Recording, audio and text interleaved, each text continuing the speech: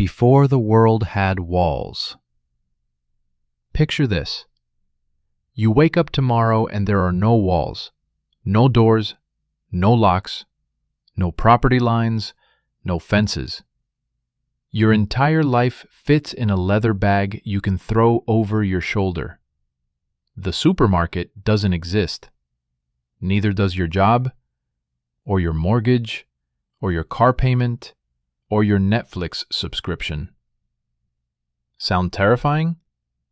For 290,000 years of human existence, this was just Tuesday. We need to talk about the most catastrophic decision our species ever made. A decision so profound, so earth-shattering, that it literally created the concept of earth-shattering. Because before we settled down, before we built the first permanent homes, before we planted the first intentional seeds, we couldn't shatter the earth. We moved across it like wind across water, leaving barely a trace. 11,600 years ago, something shifted. The Ice Age ended. The climate stabilized. And humans, those clever apes who had survived by moving, by adapting, by never staying still long enough for problems to catch up with them, made a choice that would doom their descendants to credit scores, rush hour traffic, and asking permission to take a day off work. We stopped moving. This isn't just another history lesson about the agricultural revolution. This is about you, about why you feel trapped in a system you never signed up for, about why your body craves movement while you sit in a chair for 8 hours, about why you dream of travel and freedom while you save up vacation days like a squirrel hoarding nuts, about why depression and anxiety plague our species at rates our ancestors would find incomprehensible. Every single problem in your life, from your lower back pain to climate change, from your student loans to the extinction crisis, from your processed food to your political system, can be traced back to that moment when we decided to stay put, when we traded infinite horizons for property lines, when we exchanged freedom for security and got neither. But here's what's really going to blow your mind. The story you've been told about why we settled down? It's wrong. Dead wrong. We didn't settle because farming was better. We didn't settle because we discovered agriculture and thought, wow, this is so much easier than hunting and gathering. The truth is far stranger, far more interesting, and far more relevant to your life today than you could possibly imagine. For most of human history, we were free in ways you can't even conceive.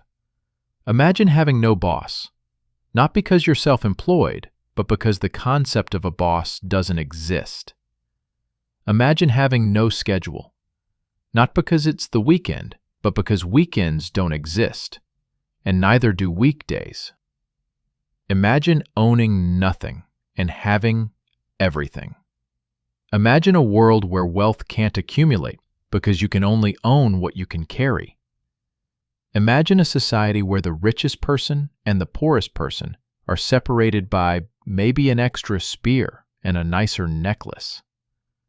This was our life, for longer than recorded history, for longer than agriculture has existed by a factor of 20. We lived in small bands of maybe 30 to 50 people. Everyone you knew, you really knew. Not like Facebook friends or work colleagues. You knew their dreams, their fears, their smell after a long walk, their favorite stories, the way they laughed when they were truly happy versus when they were being polite. We moved through landscapes like we belonged there, because we did. We didn't visit nature. We were nature. The word wilderness didn't exist because nothing was wild to us. It was all home. Every tree, every stream, every mountain, every valley. Home without walls. Home without limits. And then we gave it all up. Why? That's the trillion-dollar question, isn't it? Why would anyone trade that kind of freedom for what we have now? Why would anyone choose to wake up to an alarm clock, commute to a building they don't own, to do work that barely matters, for people they'll never meet, to earn paper that only has value because everyone agrees to pretend it does, so they can pay for a box to sleep in that they'll spend 30 years paying off? The answer isn't what you think. We didn't choose agriculture because it was better. We chose it because we got trapped, step by step, decision by decision, each choice making perfect sense at the time, each step seemingly reversible, until one day we woke up and the trap had snapped shut so tight that we forgot we were ever free. But I'm getting ahead of myself.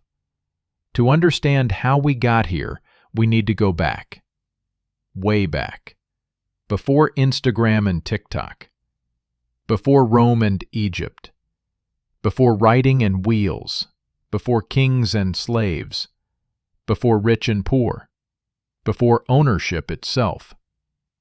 We need to go back to when fields didn't have names, because nobody owned them, because ownership was as foreign a concept as a smartphone would be to a wolf. We need to go back to when humans lived like humans were designed to live, when our bodies and minds were in sync with our environment, when anxiety meant a lion was nearby, not that bills were due, when depression didn't exist because the lifestyle that causes it didn't exist. This is where our story begins. Not with agriculture, but with the thousands of years that led up to it. With the choices and changes, the opportunities and traps, the climate shifts and cultural innovations that slowly, inexorably led us from freedom to whatever you want to call what we have now. Some will tell you this is a story of progress, that we've advanced from primitive savagery to civilized sophistication. Those people have never felt the weight of genuine freedom. They've never experienced what it means to truly belong somewhere, not because you bought it, but because you are it, and it is you. They've never known a life without clocks, without bosses, without the constant, crushing pressure to produce, perform, and pay. Others will tell you this is a story of fall from grace, that we lived in paradise and threw it away for the false promise of security. But that's not quite right either. Our ancestors weren't noble savages living in harmony with nature. They were people, complicated and clever, making the best choices they could with the information they had. They couldn't have predicted where those choices would lead, any more than we can predict where our current choices will take us. The truth is more interesting than either narrative. It's a story of adaptation and maladaptation, of solving problems in ways that create bigger problems, of victories that become defeats and defeats that become victories, of humans being human, which is to say brilliant and stupid, careful and reckless, forward-thinking and utterly blind to consequences. It's a story about grass. Yes, grass. The same stuff you mow on weekends, if you're lucky enough to have a yard, unlucky enough to have to maintain it. Grass changed everything.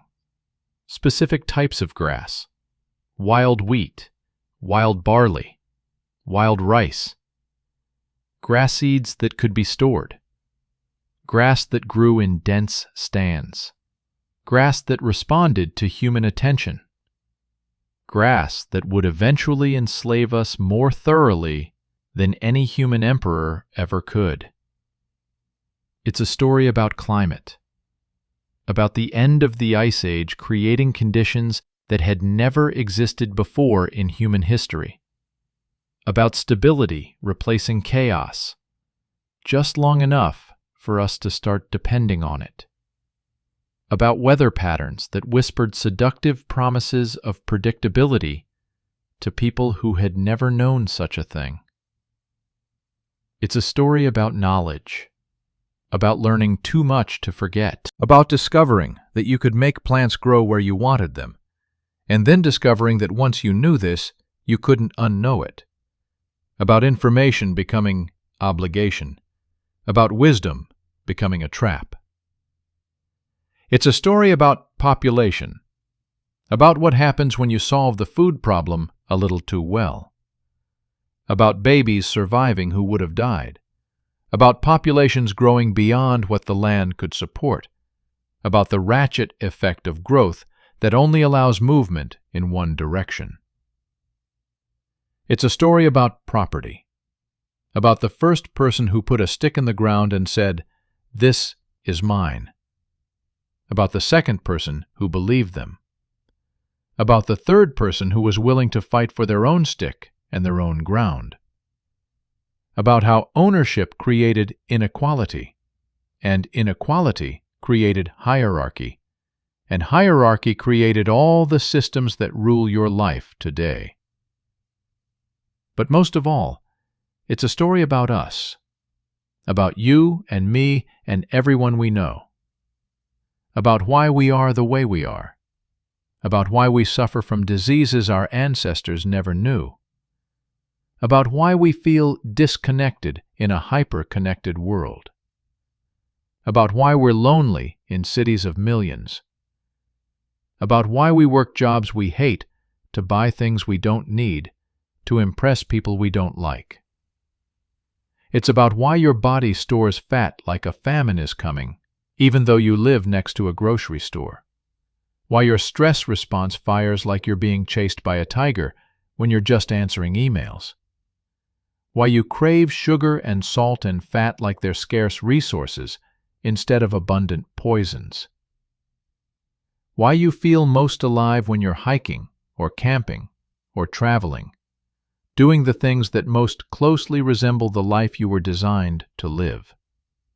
We're about to trace the path from absolute freedom to absolute dependence, from owning nothing and having everything to owning everything and having nothing, from lives measured in experiences to lives measured in possessions, from communities of dozens to cities of millions where nobody knows your name. This journey will take us through discoveries that seemed like blessings, but became curses. Through innovations that solved problems by creating bigger problems. Through the step-by-step process by which free people became workers, citizens, consumers, users, and finally, products ourselves. Along the way, we'll meet the Natufians, those first experimenters who started storing wild grain 15,000 years ago. We'll walk with the people of Göbekli Tepe, who built monuments before they built farms, challenging everything archaeologists thought they knew about the origins of civilization. We'll witness the domestication of wheat and discover that it might be more accurate to say wheat domesticated us. We'll see how surplus created inequality for the first time in human history, how storage led to ownership, how ownership led to inheritance, how inheritance led to class, how class led to kingdoms, how kingdoms led to empires, how empires led to the world system that determines whether you can afford rent this month.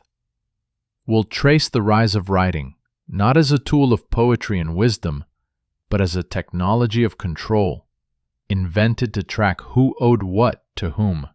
We'll see how money evolved from gift economies to debt slavery, how work transformed from something everyone did to survive into something most people do to make other people rich. We'll follow the path from villages where everyone knew everyone to cities where nobody knows anybody, from cultures that shared everything to economies based on competition, from societies that valued wisdom to civilizations that worship youth, from communities that cared for their elderly to systems that warehouse them, from children who learned by doing to students who learn by sitting still. This isn't just history. This is your biography. The story of how you ended up where you are, living how you live, trapped in systems you didn't create and can't escape. Every chapter of this story is written in your bones, your neurons, your DNA. Your body is a record of this journey, optimized for a life that no longer exists, maladapted to the life you're forced to live. Your anxiety is the ghost of a savanna predator in a cubicle farm. Your depression is the shadow of a community you'll never have in an apartment you'll never own. Your obesity is the echo of feast and famine in a world of endless corn syrup.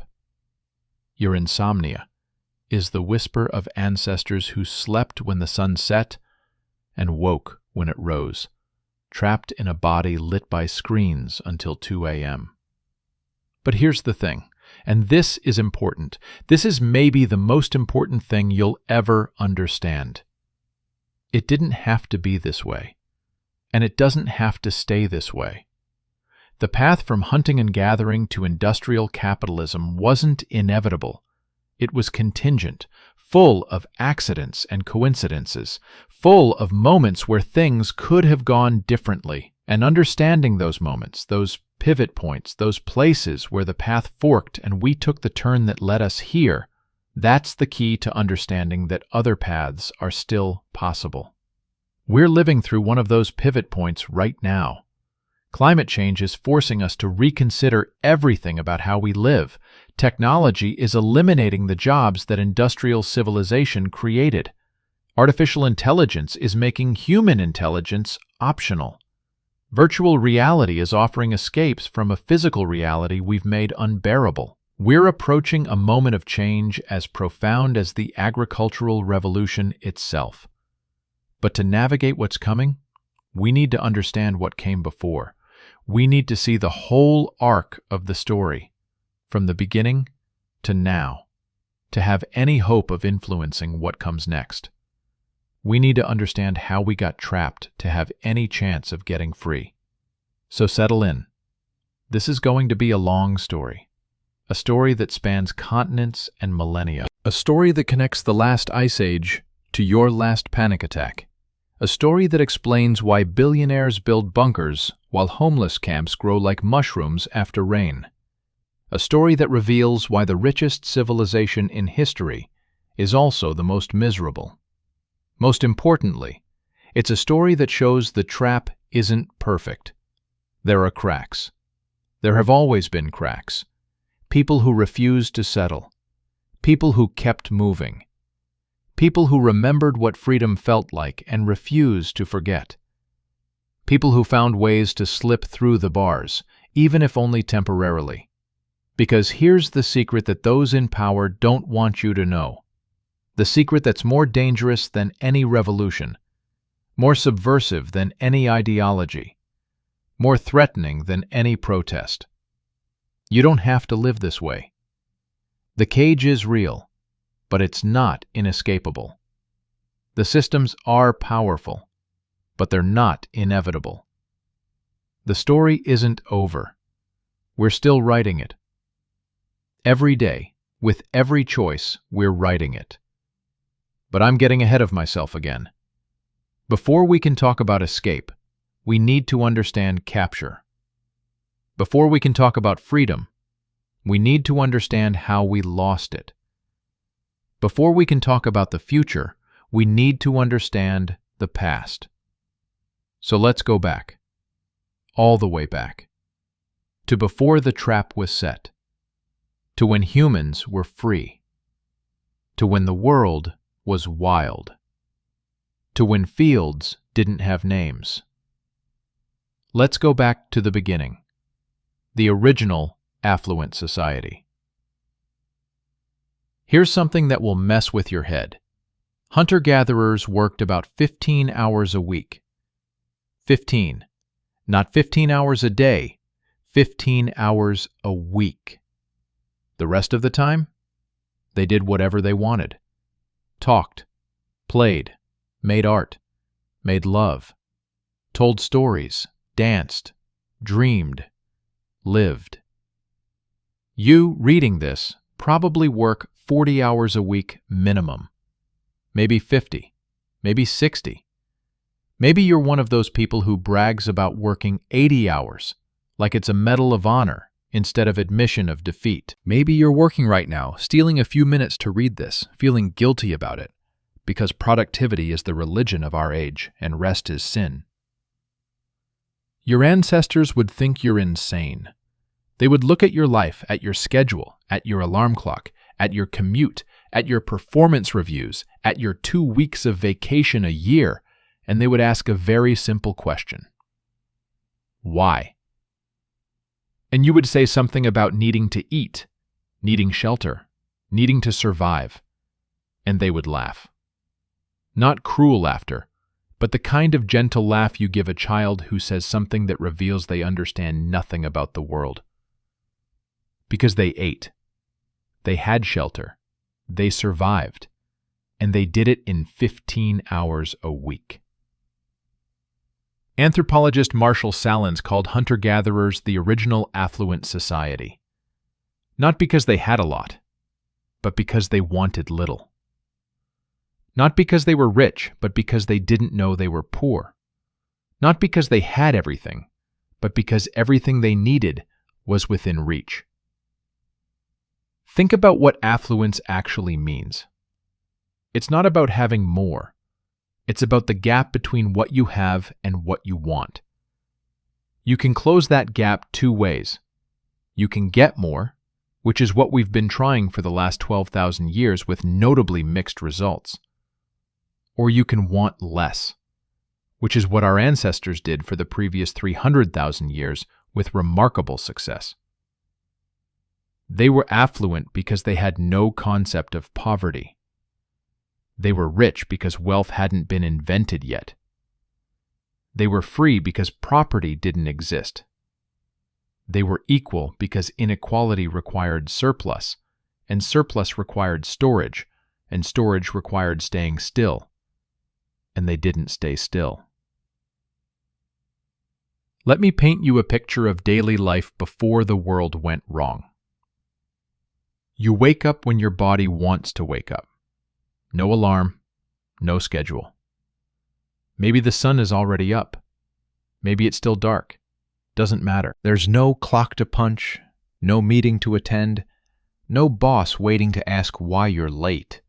You're sleeping beside people you've known your entire life. Not roommates you found on Craigslist. Not a spouse you see for 2 exhausted hours between work and sleep. But your people, your band, your tribe. 30, maybe 40 souls who know you better than you know yourself. People who have seen you at your best and worst. People who would die for you and you for them. Though that dramatic language would seem silly because it's just how things are. Someone is already tending the fire. Someone else is telling a story about a dream they had. Children are playing a game that involves throwing stones at other stones, learning hand-eye coordination that will one day help them survive, though to them, it's just fun. There's laughter. There's always laughter. More laughter than you hear in a modern office in a year. Breakfast isn't a bowl of processed grain soaked in the milk of another species. It's whatever is in season, whatever is available, whatever the land offers. Maybe it's berries picked yesterday. Maybe it's nuts stored in a basket. Maybe it's meat from a successful hunt. Maybe it's nothing, and that's fine too, because your body is adapted to intermittent fasting in a way that would make modern diet gurus weep with envy. The work of the day, such as it is determined by consensus, necessity, and desire, not by a boss, a schedule, or a quarterly earnings report. Maybe the berries are ripe in the valley. Maybe the salmon are running. Maybe the storms last night revealed a new outcrop of good flint. Maybe nothing needs doing, and that's fine too. If you go gathering, you go together. Not in the grim silence of a morning commute, but talking, laughing, gossiping. The work itself is varied, using different muscles, different skills, different parts of your brain. You're not repeating the same motion 8 hours a day until your tendons scream and your soul dies. You're walking, reaching, digging, climbing, carrying. Your whole body is engaged. Your whole mind is present. And here's the thing that modern people can barely comprehend. You're not working to make someone else rich. You're not creating surplus value for shareholders. You're not building someone else's dream while yours withers. Every bit of effort you put in comes back to you and your people directly. No middleman, no management, no profit margin, no tax. When you find a rich patch of tubers, or a tree heavy with fruit, or a hive full of honey, that's not your property. It belongs to everyone and no one. You take what you need, leave what you don't, and move on. The idea of owning that tree, of preventing others from accessing it, of hoarding its fruit while others hunger, would seem as insane as claiming to own the wind. The knowledge you carry isn't written in books or stored in phones. It's written in your mind, your muscles, your senses. You know 100 plants by sight, smell, and taste. You know which will feed you, which will heal you, which will kill you. You know the seasonal cycles of every food source in your range. You know where water collects after rain. You know where animals shelter in storms. But you don't know this knowledge like you know facts from school. You know it like you know how to breathe. It's not separate from you. It is you. You don't study nature. You are nature studying itself. When you hunt, if you hunt, it's not the desperate slaughter of factory farming or the sanitized distance of buying packaged meat. It's a conversation between predator and prey that both understand. The animal knows you're there. You know it knows. The chase, if there is one, is a dialogue written in footprints and broken twigs. Sometimes you win. Often you lose. Both outcomes are acceptable. Success is shared. This isn't altruism or charity. Those concepts don't exist yet. Sharing is simply what you do, like breathing. The hunter who brings down a deer doesn't own it, any more than the cloud owns the rain. The meat is distributed according to rules so old they feel like instinct. Everyone eats, or no one eats. This creates a powerful equality. You can't hoard meat. It spoils. You can't hoard berries. They rot. You can't hoard status. It's based on reciprocity. The best hunter, the best gatherer, the best storyteller, they're valued, respected, but not elevated. They can't convert their skills into lasting power because power requires property, and property requires storage, and storage requires staying still. So instead of wealth accumulation, you have gift economies. Instead of saving for retirement, you invest in relationships. Instead of insurance policies, you have social bonds. Your security isn't in a bank account, but in the knowledge that every person in your band would share their last handful of food with you, just as you would with them. The skills you need are the skills everyone has. Everyone can make fire. Everyone can build shelter. Everyone can find water. Everyone can identify edible plants. Everyone can track an animal. Some are better than others, but everyone has the baseline competence to survive. There are no specialists so specialized they can't do anything else. No one would survive knowing only one thing. Children learn by watching and doing, not by sitting still and listening. They follow adults on gathering trips from the time they can walk. They play with real tools, not toys. They make mistakes with real consequences, but not fatal ones, because they're always watched, always guided, always caught when they fall. There are no schools because life is school. No teachers because everyone teaches. No curriculum because everything is worth knowing. A child learns to read tracks in the dirt like you learn to read words on a page, except their education makes them more capable, not less. Adolescence isn't a prolonged agony of detention and homework and social hierarchy enforced by bells. It's a gradual transition from childhood to adulthood, marked by increasing responsibility and capability. By the time you're what we would call a teenager, you're already a fully functional member of society, capable of all the skills necessary for survival. There's no retirement because there's no career to retire from. Old age isn't a slow slide into irrelevance, but a graduation into wisdom. Elders are the libraries, the historians, the keepers of rare but vital knowledge. They know which plants cure which ailments. They remember where water was found in the worst drought anyone can recall. They carry the stories that are the band's identity, memory, and law. But they're not isolated in nursing homes. They're in the middle of everything, surrounded by generations they've watched grow, still contributing what they can. An elder who can no longer run can still spot game. One who can't carry heavy loads can still watch children. One who can't travel far can still work leather or flint. Everyone contributes. Everyone matters. Death, when it comes, isn't hidden away in hospitals and funeral homes. It happens in the open, surrounded by everyone you've ever known. It's not a failure of medicine or a tragedy to be denied. It's the final passage in a life fully lived, witnessed by the community that will carry your memory forward in story and song.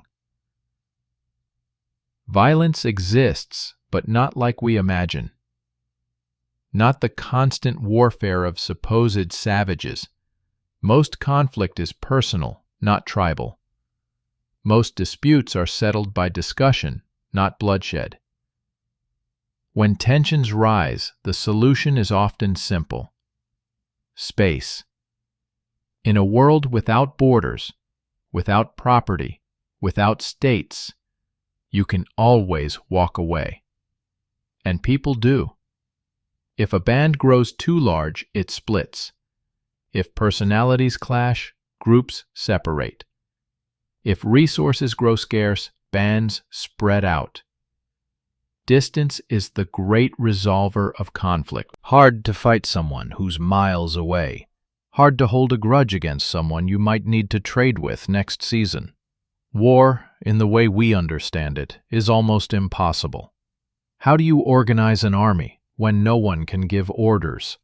How do you claim territory when no one owns land? How do you build an empire when wealth can't accumulate? The kinds of conflicts that would later soak the earth in blood simply can't scale up in a world without hierarchy, property, or surplus. This isn't paradise. People suffer. People die. Children starve.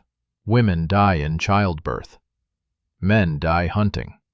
Everyone dies of diseases we now cure with pills. But here's what's crucial to understand. They don't suffer the way we suffer. They don't die the way we die. When a hunter-gatherer faces hardship, they face it surrounded by everyone they know, supported by a community that has faced such hardships together for generations. When we face hardship, we face it alone, in apartments, in hospitals, in offices, surrounded by strangers who are facing their own isolated hardships. When they die having lived, every day fully present, fully engaged, fully connected. When we die, too many of us die having never lived at all, just existed, just survived, just made it through another day of work, another month of bills, another year of waiting for life to start. Their lives are shorter, but deeper, narrower, but richer, harder, but more meaningful. They own nothing and have everything. We own everything and have nothing. And here's the kicker, the punchline to the cosmic joke. They're not gone. They're not extinct. There are still hunter-gatherers in the world today. The San people of southern Africa, the Hadza of Tanzania, the Sentinelese of the Andaman Islands, a few others holding on in the margins, in the places civilization hasn't yet decided are worth destroying. When anthropologists study these people, they find something remarkable. They're happy, genuinely, deeply, happy in ways that we can barely imagine. Despite having none of the things we're told are necessary for happiness. No smartphones, no cars, no houses, no careers, no savings, no future in the way we understand future. They laugh more than we do. They play more than we do. They sing more than we do.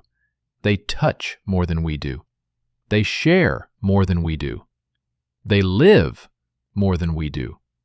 Studies of the Hadza show they have lower rates of anxiety and depression than industrialized populations, lower rates of heart disease, lower rates of diabetes, lower rates of cancer, lower rates of almost everything that kills us. Despite having no hospitals, no doctors, no medicine in the way we understand medicine. They work those 15 hours a week, and the rest of the time, they live. They tell stories. They make music. They dance. They nap. God, do they nap. Napping in the afternoon like it's a human right. Which maybe it is. Which maybe it was before we forgot.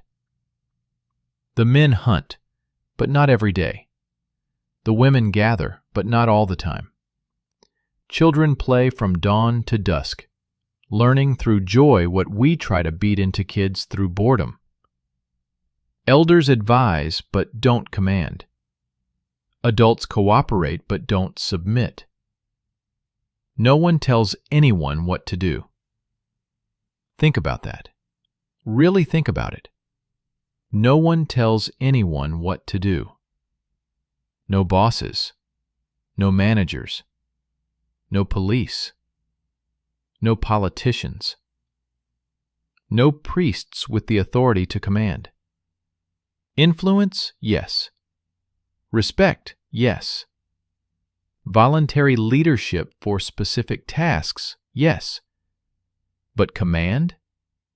Orders? Do this or else? That doesn't exist. How do they manage it? How do they organize society without hierarchy? How do they survive without someone in charge? The answer is so simple we can barely comprehend it. They don't need anyone in charge because everyone is in charge of themselves. They don't need hierarchy because they have community. They don't need orders because they have consensus. When the Hadza need to make a decision, they talk. Everyone talks. Men, women, even children if the decision affects them. They talk until everyone agrees. Not majority rule. Not the loudest voice wins. Everyone agrees. And if they can't all agree, they don't do it. Or the people who want to do it go do it, and the people who don't want to do it don't. This sounds impossible to us because we've never known real autonomy. We've been taking orders since we were children. Sit still, be quiet, do your homework, get a job, pay your taxes, follow the law. We're so used to being told what to do that we can't imagine a world where no one has that authority. But for 300,000 years, that was the only world humans knew. A world where freedom wasn't a political slogan, but a daily reality. Where liberty wasn't something granted by documents, but something inherent in being alive. Where the pursuit of happiness wasn't a right you had to fight for, but the natural state of existence. So what happened? How did we go from that to this? How did we go from 15 hours of work a week to 50? From communities of equals to hierarchies of oppression? From owning nothing and having everything to owning everything and having nothing? From freedom to whatever you want to call what we have now? The answer starts with climate. With the end of the Ice Age creating conditions that had never existed before. With stability that whispered sweet lies about security and surplus. With a perfect storm of weather, plants, and human cleverness that would transform us from free people into something else entirely. But the real answer, the deep answer, the answer that explains not just what happened, but why it keeps happening, why we can't seem to stop making the same mistake over and over, iteration after iteration, civilization after civilization. That answer is more disturbing than you think. We didn't lose freedom all at once. We gave it away piece by piece, each piece seeming like a good trade at the time, each compromise making perfect sense in the moment, each step away from freedom, feeling like a step toward something better. Until one day we woke up and realized we'd traded everything that mattered for things that don't. The trap wasn't forced on us. We built it ourselves, bar by bar, lock by lock. And we're still building it, every day, every generation, making it stronger, more elaborate, more inescapable. Even now, knowing what we know, seeing what we've lost, understanding the price we've paid, we keep building. Why? That's the question that haunts our species. Why do we keep choosing slavery over freedom, security over life, stuff over soul? Why do we work jobs we hate to buy things we don't need? Why do we destroy the planet that keeps us alive? Why do we accept systems that make us miserable? Why do we submit to authority we don't respect? Why do we compete when we could cooperate? Why do we hoard when we could share?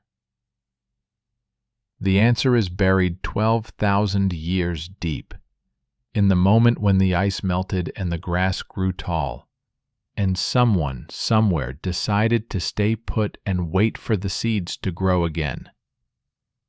That moment, that decision, that first fence, that first field, that first claim of "this is mine," that's where everything went wrong. But to understand that moment, we need to understand what led to it. We need to see the whole chain of cause and effect, choice and consequence, innovation and devastation. We need to trace the path from freedom to slavery, step by step, seeing each trap before it springs, understanding each door before it closes. Because here's the secret. Here's the hope hidden in the horror. If we built the trap, we can unbuild it. If we chose this path, we can choose another. If we made the cage, we can unmake it. But first, we have to understand how it was made. We have to see the blueprints. We have to know where the weak points are. And that starts with understanding the moment when everything changed, the moment when the climate shifted and created possibilities that had never existed before, the moment when stability replaced chaos just long enough for us to start depending on it, the moment when we stopped moving. The climate trap. Imagine waking up one morning and the world has changed. Not dramatically, not obviously, but something is different. The air feels softer. The mornings are warmer. The ice that used to creep down from the mountains every winter stops a little higher up the slope. The rains come a little more regularly. The grass grows a little thicker. You don't know it, but you're living through the end of the world. Not the apocalyptic end, the opposite. The end of endings. The end of the constant crisis that has defined human existence for 100,000 years. The end of the Ice Age. The beginning of stability. The beginning of the trap.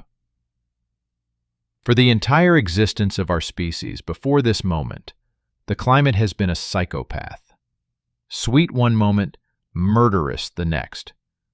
Warm periods that last just long enough for forests to grow, then cold snaps that kill everything. Rains that fall for generations, then droughts that last lifetimes. Ice sheets that grow and shrink like breathing lungs, inhaling land, exhaling refugees. This instability shaped us, made us who we are, forced us to be flexible, adaptable, mobile. You can't put down roots when the ground keeps shifting. You can't build permanent structures when the ice is coming. You can't develop elaborate hierarchies when everyone might need to run at any moment. You can't hoard wealth when you need to carry everything you own. The climate made us travelers, made us generalists, made us survivors, made us free.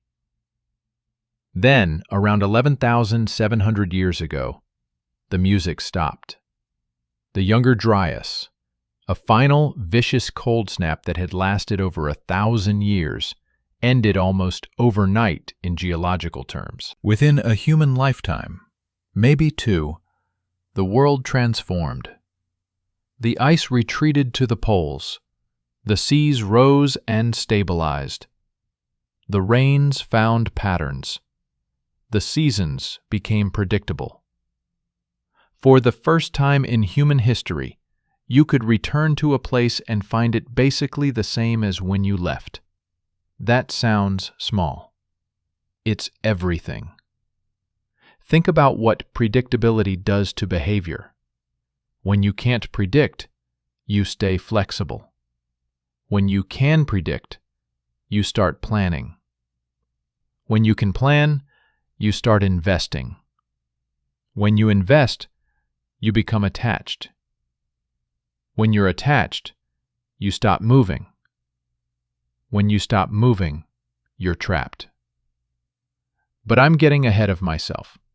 Let's go back to that morning when the world changed. You're standing in what we now call the Levant. Maybe in the hills of modern Turkey, or the valleys of Syria, or the shores of Israel. The Ice Age is over, but you don't know that. All you know is that your grandmother's stories about the cold times seem more and more like myths. The hillsides are covered in wild grasses, not just any grasses, specific grasses. Wild wheat, wild barley, wild rye, the ancestors of the crops that would eventually feed billions and enslave us all. But right now, they're just grass. Grass with edible seeds. Grass that grows in dense stands. Grass that returns to the same places year after year. Your people have known about these grasses for thousands of years. You've been eating their seeds when convenient, grinding them between stones when you had time, making rough bread when you felt like it. But it was never central, never crucial, just one food among hundreds, one option among many. But now something's different. The stands are thicker, more reliable. The climate stability means the good patches stay good. The same hillside that gave seeds last year gives seeds this year. The same valley that sheltered game last winter shelters game this winter. Patterns emerge. Cycles become dependable. And here's where human cleverness becomes a curse. We notice patterns. We can't help it. It's what our brains do.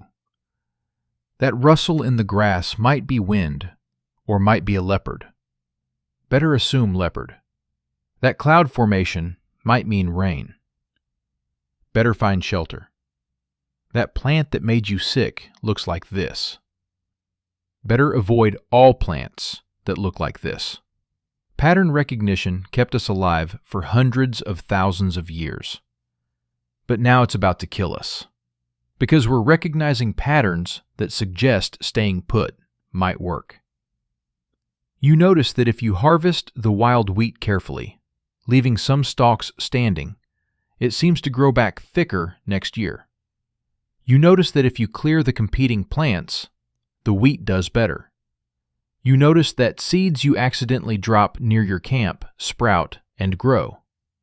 You notice that the plants growing from dropped seeds seem easier to harvest, their seeds clinging to the stalks instead of scattering to the wind.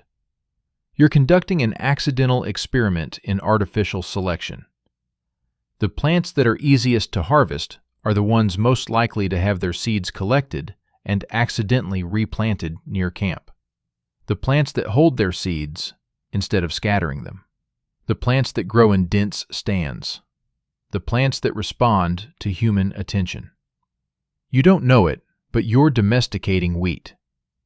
Or maybe it's domesticating you.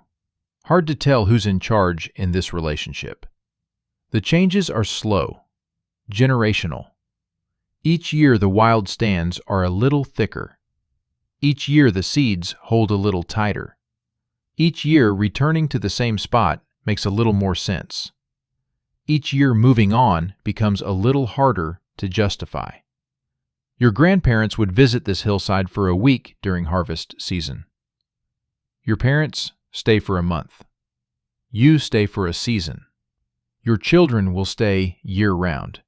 Your grandchildren will never leave. This is how freedom dies.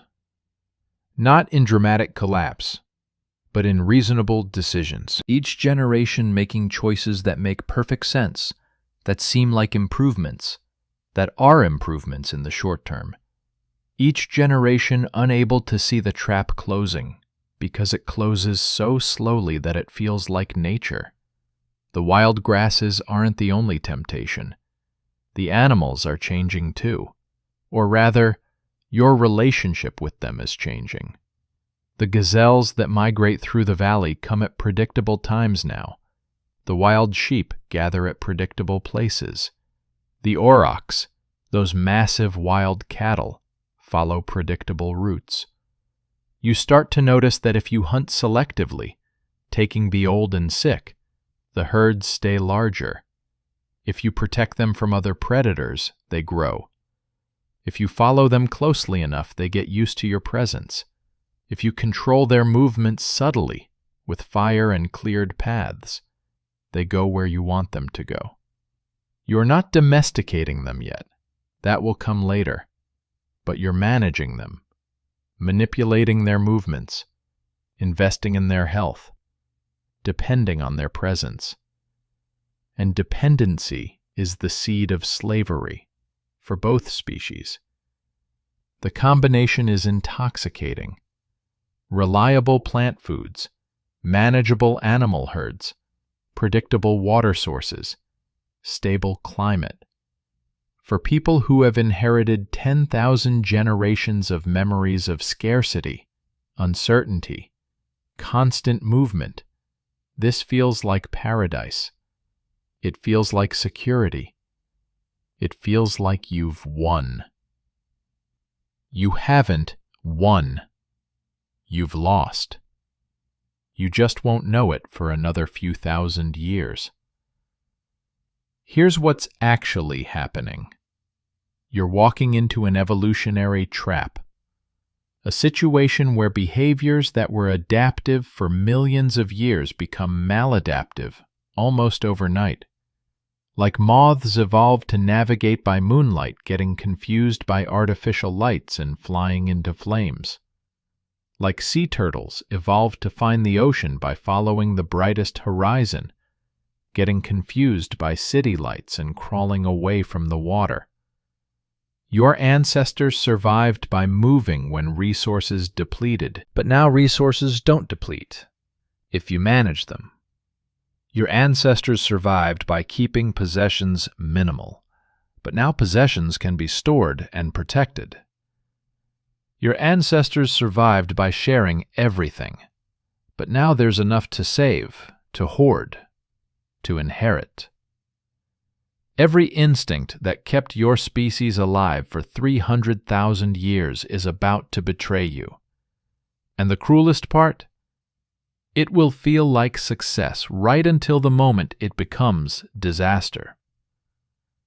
The first permanent structures appear, not grand buildings, just simple huts that someone decides are worth maintaining instead of rebuilding.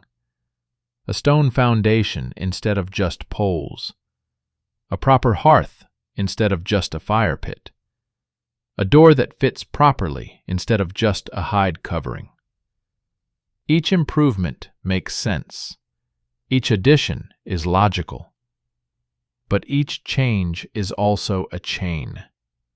The more you build, the more you have to maintain. The more you maintain, the less you can move. The less you move, the more you need to store. The more you store, the more you need to guard. The more you guard, the more you need to organize. The more you organize, the more you need hierarchy. The more hierarchy you have, the less freedom remains. But that's still in the future. Right now, in this moment, in this perfect climate at the dawn of the Holocene, life is good. Better than good. Life is easy in a way it has never been. The hunting is reliable. The gathering is abundant. The weather is predictable. The band is growing. That growth should be a warning sign. Hunter-gatherer bands are naturally limited by mobility. You can only have as many children as you can carry. A woman with a toddler can't also carry an infant, so children are naturally spaced 3 to 4 years apart. The band can only grow as fast as the slowest member can travel. But now you're not traveling as much. Now women can have children closer together. Now the band can support members who couldn't keep up on long journeys. The old can grow older. The sick can be nursed longer. The children survive at higher rates. The population begins to grow. Slowly at first, almost imperceptibly. But growth creates its own momentum. More people mean more hands to gather food. More food means more children survive. More children mean more people, It's a feedback loop that will eventually fill the planet with 8 billion humans. But right now, it just means your band of 30 has become 40, then 50, then 60. And here's where another trap springs. Humans can maintain about 150 meaningful social relationships. It's called Dunbar's number, after the anthropologist who figured it out. In a band of 30 or 40, everyone knows everyone intimately. Every relationship is personal. Every decision is face-to-face. Every conflict is between people who have to see each other tomorrow. But as the group grows, this breaks down. At 60, 70, 80 people, not everyone knows everyone well. Cliques form. Factions develop. Conflicts become impersonal. The old ways of managing disputes through personal relationships stop working. You need new systems, rules that apply to everyone, not just agreements between individuals. Leadership that's consistent, not just situational. Punishment that's systematic, not just personal. You need, in other words, the beginnings of law, government, and justice systems. You need the architecture of civilization. But you don't see it that way. You just see problems that need solving. The stored grain needs protecting from mice, so you develop storage techniques. The storage techniques require pottery, so you develop ceramics. The ceramics require firing, so you develop kilns. The kilns require fuel, so you develop woodcutting. The woodcutting requires tools, so you develop better axes. The axes require trade for good stone, so you develop commerce. Each solution creates new problems that require new solutions that create new problems. It's an infinite regress of complexity, each step seeming necessary, each advance creating the need for more advances. This is the ratchet of civilization. It only turns one way. Once you start, you can't stop. Once you solve a problem with complexity, you can't go back to simplicity.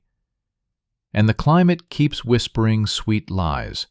The rains keep coming on schedule. The seasons keep their promises. The grass keeps growing. The herds keep returning. It all seems so stable, so reliable, so permanent. You don't know that you're living in an anomaly. The Holocene, this period of climate stability, is weird. It's not normal. The normal state of Earth's climate is chaos, ice ages, and warm periods, and transitions between them that can happen in decades. The past 10,000 years of stability are a gift, but gifts can be taken back.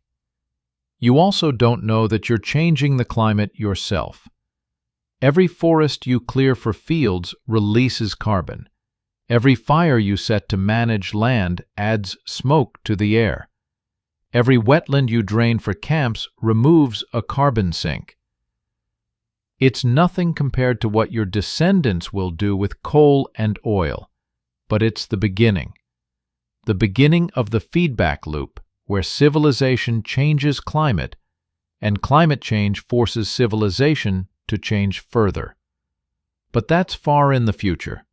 Right now, in this moment, life seems to be getting better and better. The band is becoming a tribe. The camp is becoming a settlement. The seasonal round is becoming a permanent home. The wild foods are becoming managed resources. The equals are becoming ranks. Here's a question that should haunt our species. Was there a moment when it was still reversible? A point where we could have kept the good parts, the knowledge, the community, the stability, without falling into the trap, a fork in the road where we could have chosen freedom with wisdom instead of security with slavery. Maybe. There were certainly moments of resistance. Archaeological sites that show permanent settlements abandoned, their people returning to mobile life. Moments where communities that had begun to develop hierarchy seemingly chose to flatten it again. Places where people had all the knowledge necessary for agriculture, but chose not to use it. But the tide of change was too strong. The climate was too seductive. The population was growing too fast. The feedback loops were too powerful. And human psychology, shaped by hundreds of thousands of years of scarcity, couldn't resist the promise of abundance. We see the same thing happening today with technology. Every advance that promises to free us ends up chaining us more. The car that promised freedom of movement created suburbs and commutes. The phone that promised connection created isolation. The internet that promised knowledge created misinformation. The smartphone that promised convenience created addiction. We keep making the same mistake over and over, iteration after iteration. We see a problem, we create a solution. The solution creates new problems. We create new solutions. And eventually we're so tangled in solutions that we can't remember what the original problem was, or imagine life without all this complexity. The original problem was simple. Sometimes food was scarce. The original solution was simple. Move to where food is abundant. But that solution stopped working when there were too many people to move, when the good spots were all occupied, when moving meant conflict with other groups. So we developed a new solution. Increase the food supply where we are. And that solution worked so well that it created 1 million new problems that we're still trying to solve 12,000 years later. This is the climate trap. Not just that the climate became stable enough to allow settlement, but that it became stable at exactly the moment when our population and technology had developed just enough to take advantage of it. A perfect storm of conditions that seemed like opportunity, but was actually a trap. If the climate had stabilized 50,000 years earlier, we might not have had the cognitive tools to develop agriculture. If it had stabilized 50,000 years later, we might have been too wise to fall for it. But it stabilized at exactly the moment when we were smart enough to manipulate nature, but not wise enough to see where it would lead. And now we're all children of that moment. Every person alive today is descended from people who fell into the trap. The genes and cultures that resisted, that stayed mobile, that chose freedom over security, they've been pushed to the margins, nearly extinct. We are the survivors of a catastrophe we don't recognize as catastrophic, because it gave us everything we think we want. But our bodies remember. Our minds remember. In our dreams, we're still running across grasslands. In our hearts, we're still free. That's why we feel so wrong in this world we've made. That's why depression and anxiety plague us. That's why we're destroying the planet that keeps us alive. We're trying to escape a trap by digging it deeper. The climate is changing again. This time, we're changing it. And it's going to force changes on us whether we want them or not. The stability that allowed civilization is ending. The chaos is returning. The old ways won't work in the new world that's coming. But maybe that's not a catastrophe. Maybe it's an opportunity. Maybe the end of stability will mean the end of the trap. Maybe climate chaos will force us to become mobile again, flexible again, free again. Maybe the collapse of civilization will be the liberation of humanity. Or maybe we'll just build a bigger trap. Maybe we'll double down on technology, on control, on complexity. Maybe we'll build cities in space and pretend we're not in cages. Maybe we'll upload our minds to computers and call it transcendence instead of final surrender. The future is unwritten, but the past is clear. The climate trap was real. It caught us, and we're still in it, 12,000 years later, building it stronger every day, decorating our cage with smartphones and satellites, while our bodies and minds scream for freedom we can barely remember, but can't forget. The question isn't whether the trap will break. It will. Everything breaks eventually. The question is whether we'll be ready when it does. Whether we'll remember how to be free. Whether we'll have the courage to walk away from the security that enslaves us. Whether we'll choose the uncertain freedom of the future or the familiar slavery of the past. But to answer that question, we need to understand how deep the trap goes. We need to see how agriculture didn't just change what we ate, but who we are. How it didn't just modify our behavior, but our bodies, our brains, our genes. How it created not just new ways of living, but new kinds of humans. The climate changed us, but that was just the beginning. What came next would change us more. The wheat conspiracy. Let me tell you the most successful conspiracy in the history of the world. It wasn't orchestrated by humans. It was orchestrated by grass. Specifically, a handful of grass species that pulled off the greatest con job in evolutionary history. They convinced us that we domesticated them. In reality, they domesticated us. Think about it from wheat's perspective. 12,000 years ago, wheat was just another grass growing in a small corner of the Middle East.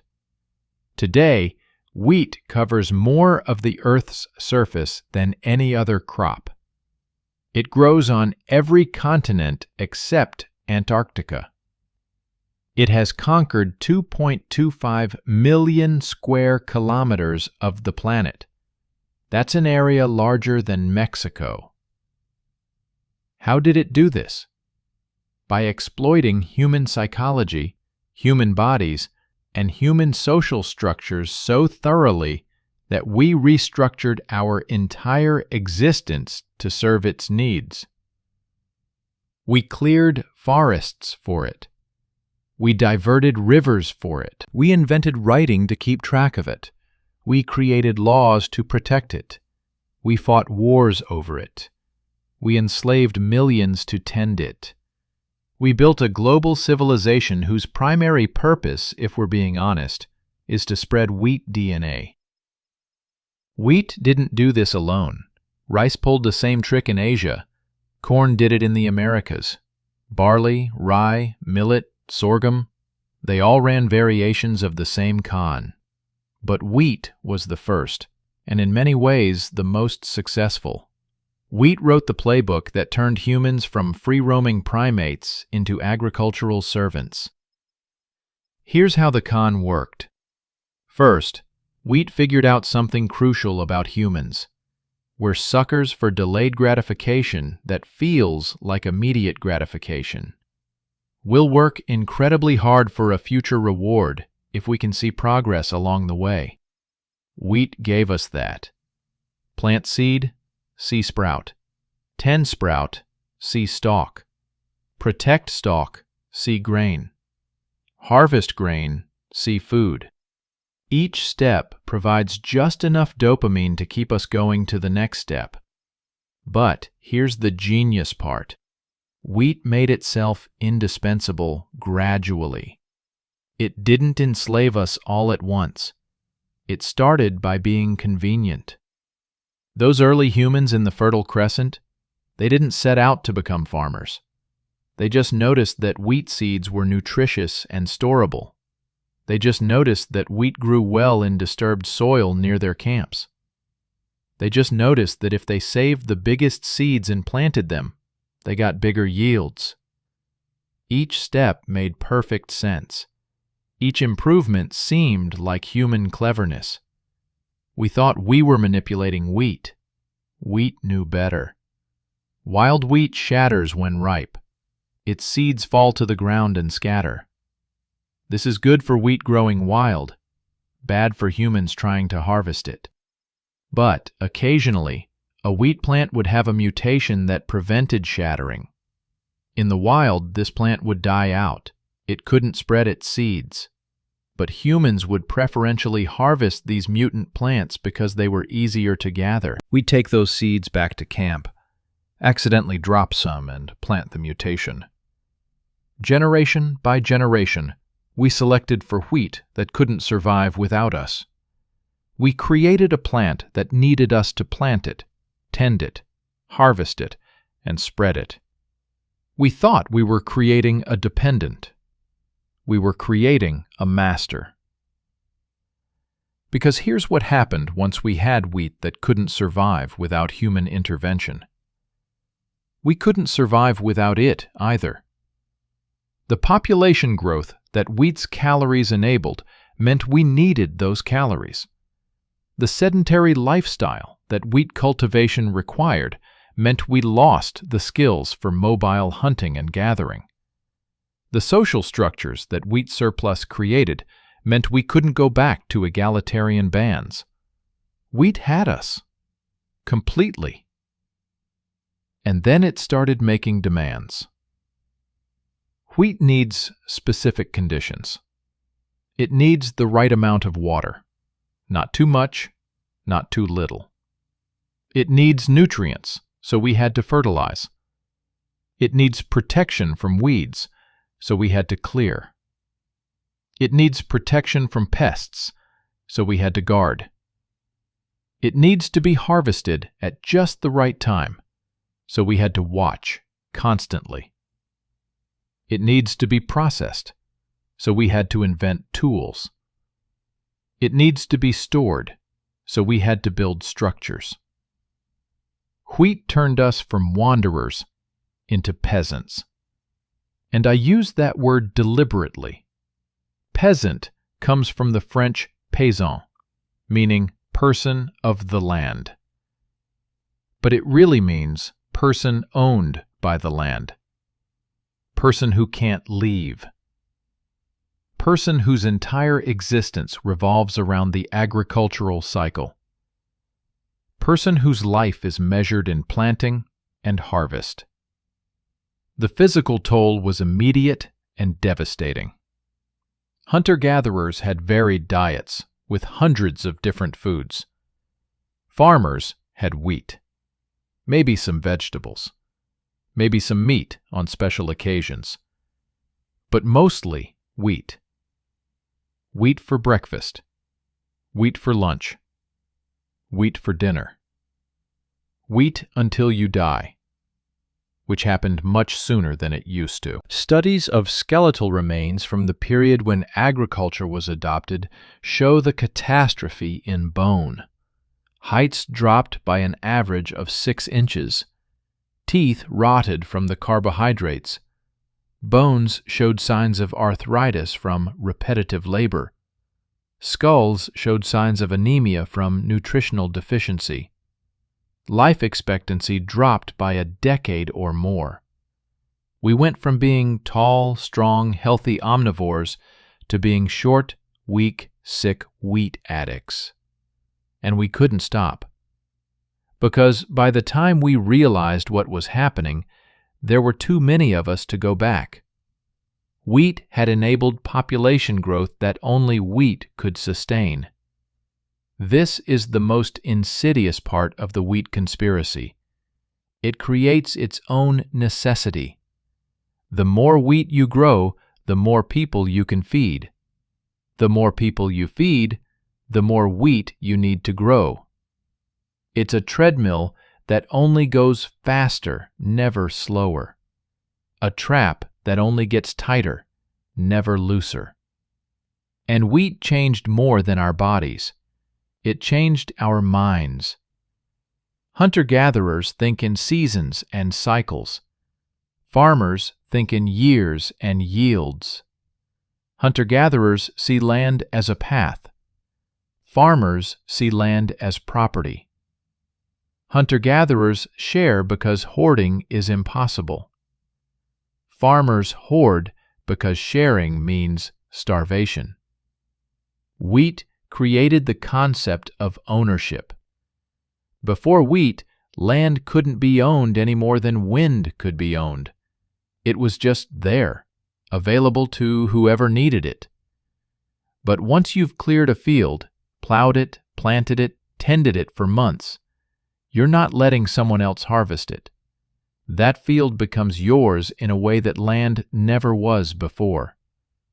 And once you own land, you need to defend it. Once you need to defend it, you need weapons. Once you have weapons, you can take other people's land. Once you can take land, war becomes profitable. Once war becomes profitable, it becomes inevitable. Wheat created war. Not conflict. Humans always had that. But war as we understand it. Organized, systematic, territorial warfare. Wars of conquest. Wars of expansion. Wars where the winner gets the wheat fields and the loser starves or becomes enslaved to tend those fields. Wheat created slavery, too. Hunter-gatherers can't have slaves. What would they do with them? Everyone needs to contribute specialized knowledge to the band's survival, and you can't force someone to track game or identify edible plants. But wheat work is different. It's simple, repetitive, brutal labor. You can force someone to plow. You can force someone to harvest. You can force someone to grind grain. The first slaves in history were probably debt slaves. Farmers who had bad harvests and borrowed grain then couldn't pay back. Their labor became collateral. Their bodies became property. And once humans could be property, civilization as we know it became possible. Because civilization is built on forcing people to work for other people's benefit. And wheat made that possible. Wheat also created gender inequality. Hunter-gatherer societies, while not perfectly egalitarian, show relative gender equality. Women provide as many calories as men through gathering. Women's knowledge is as valuable as men's. Women's mobility equals men's. But wheat changed the equation. Farming requires upper body strength for plowing. It rewards male physiology. Women, especially pregnant or nursing women, can't contribute equally to wheat production. They become dependent on men in a way they never were before. They become property in societies where everything is property. The archaeological record shows this transformation clearly. In hunter-gatherer burials, men and women are buried similarly, with similar goods, similar honor. In early agricultural burials, the differences explode. Men are buried with tools and weapons. Women are buried with jewelry and household items. The gender roles that we think of as natural, eternal, biological, they're really just wheat's way of organizing its human servants. Wheat created social classes. Before agriculture, wealth couldn't accumulate. You could be a better hunter, a better gatherer, a better storyteller, but you couldn't be richer in any meaningful sense. But wheat surplus can be stored, accumulated, inherited. For the first time in human history, one person could have more than another person, not because of their skills, but because of their stores. And once inequality exists, it compounds. The family with more wheat can survive bad harvests. They can loan wheat to desperate neighbors in exchange for labor or land. They can afford to experiment with new techniques. They can trade surplus for tools, weapons, luxury goods. Within a few generations, you have rich and poor, nobility and peasants, owners and workers. Wheat created organized religion. Think about it. Hunter-gatherers had spirituality, certainly. Animism, shamanism, connection to the land and animals. But organized religion with priests and temples and tithes? That's wheat's invention. Wheat needs rain at the right time. Too early and seeds rot. Too late and plants wither. Hunter-gatherers can move if the rains fail. Farmers are stuck. So they need to believe they can influence the weather. They need rituals, prayers, sacrifices. They need specialists who claim to speak to the gods.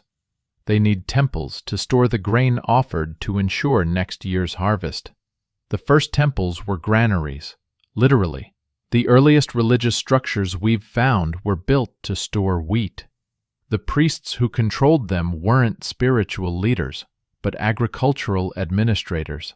They decided when to plant, when to harvest, how much to save for seed, how much to distribute.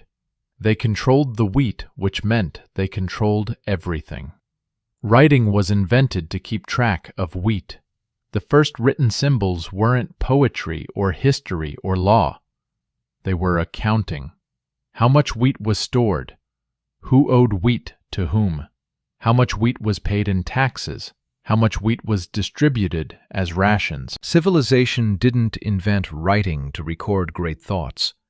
It invented writing to make sure nobody stole wheat. Laws were invented to protect wheat. The first legal codes weren't about murder or theft in general. They were about irrigation rights, field boundaries, grain storage, bread prices. The Code of Hammurabi, one of the earliest legal documents, is obsessed with wheat, the punishment for stealing wheat, the rules for hiring wheat harvesters, the regulations for wheat loans, the penalties for letting your goats eat someone else's wheat. Mathematics was invented to measure wheat, geometry to divide fields, arithmetic to calculate yields, algebra to figure out loan interest, statistics to predict harvests. Every time you do math, you're using tools invented to serve wheat's needs. The calendar was invented to track wheat's cycle, when to plant, when to weed, when to harvest, when to store. The 7-day week, which seems so natural to us now, is just wheat's growing cycle divided into manageable chunks.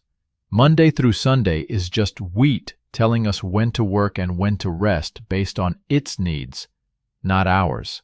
Even our myths and stories were colonized by wheat. The Garden of Eden, where humans lived in ease until they gained agricultural knowledge and were condemned to till the soil. Cain and Abel, the farmer and the herder, with the farmer committing the first murder. The Greek story of Demeter and Persephone, explaining the agricultural cycle. The Egyptian worship of Osiris, who taught humans to grow grain. Our languages were shaped by wheat.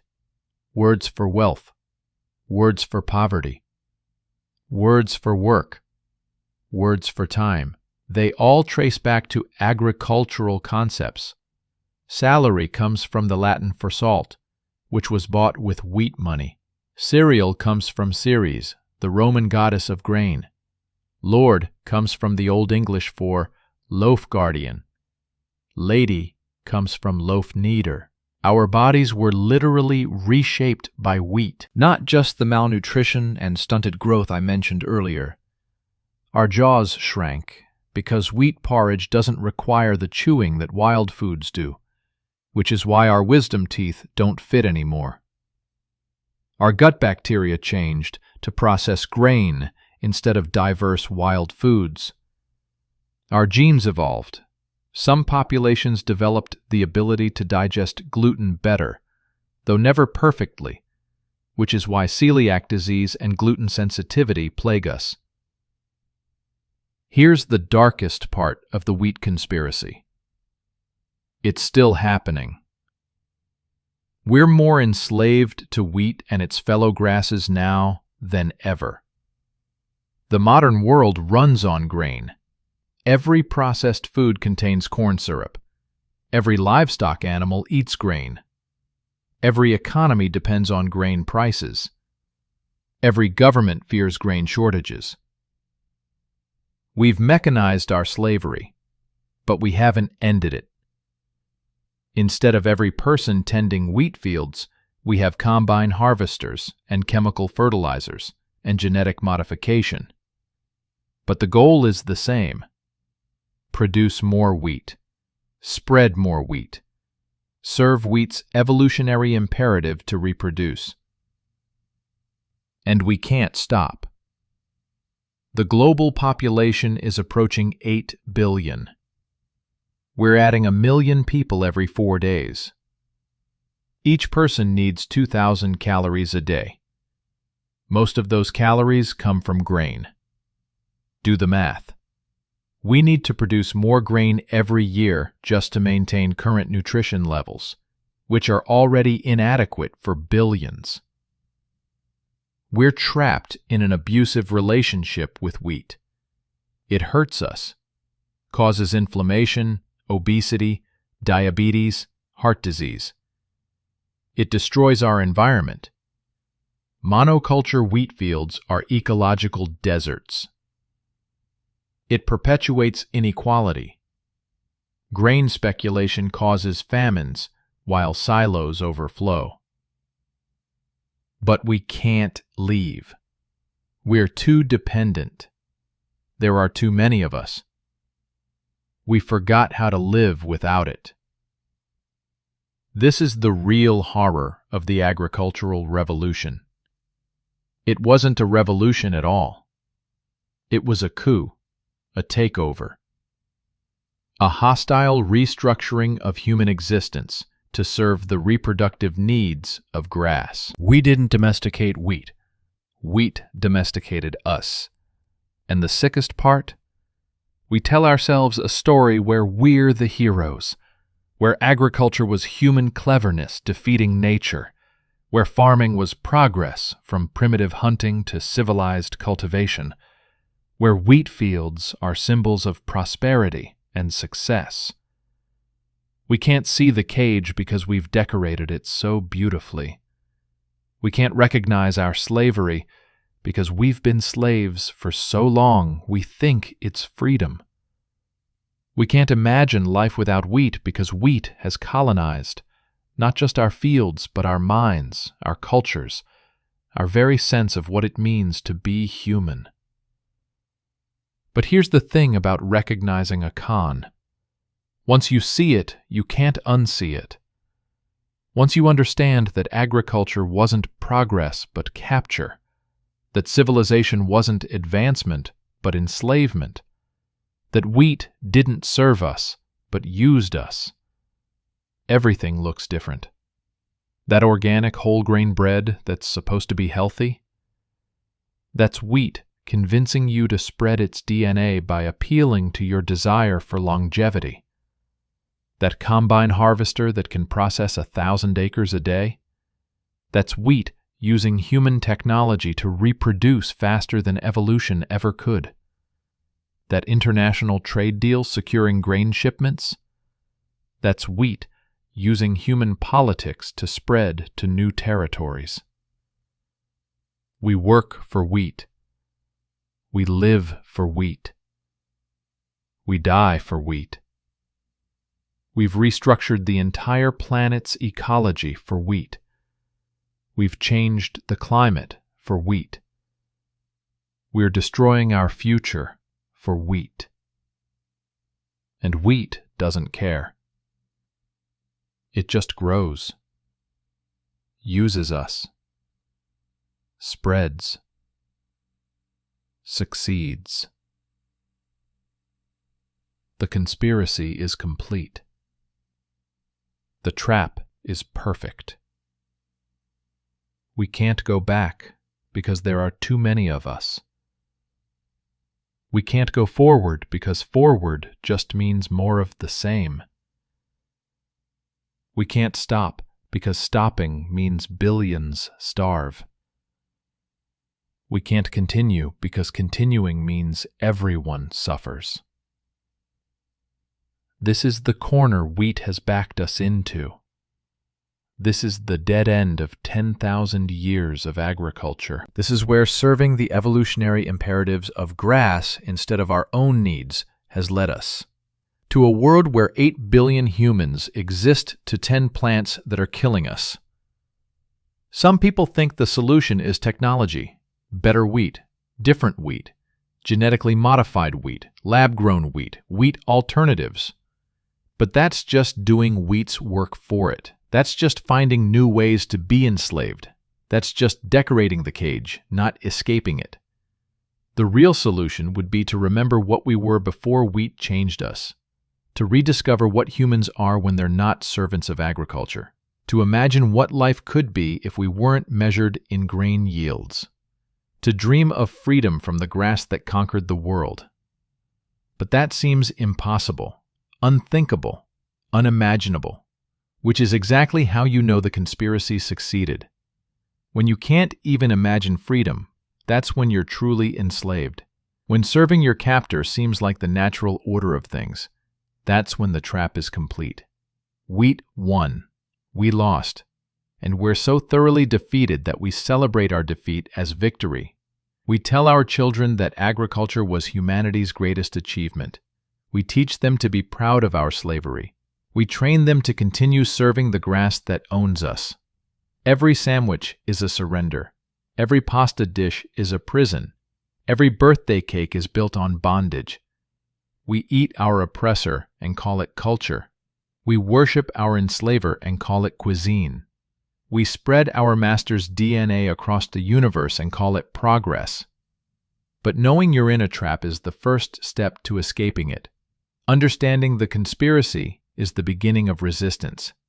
Seeing the cage is the start of freedom. Maybe we can't escape wheat entirely, but maybe we don't have to be such willing servants. Maybe we can remember that we existed before agriculture and we could exist after it.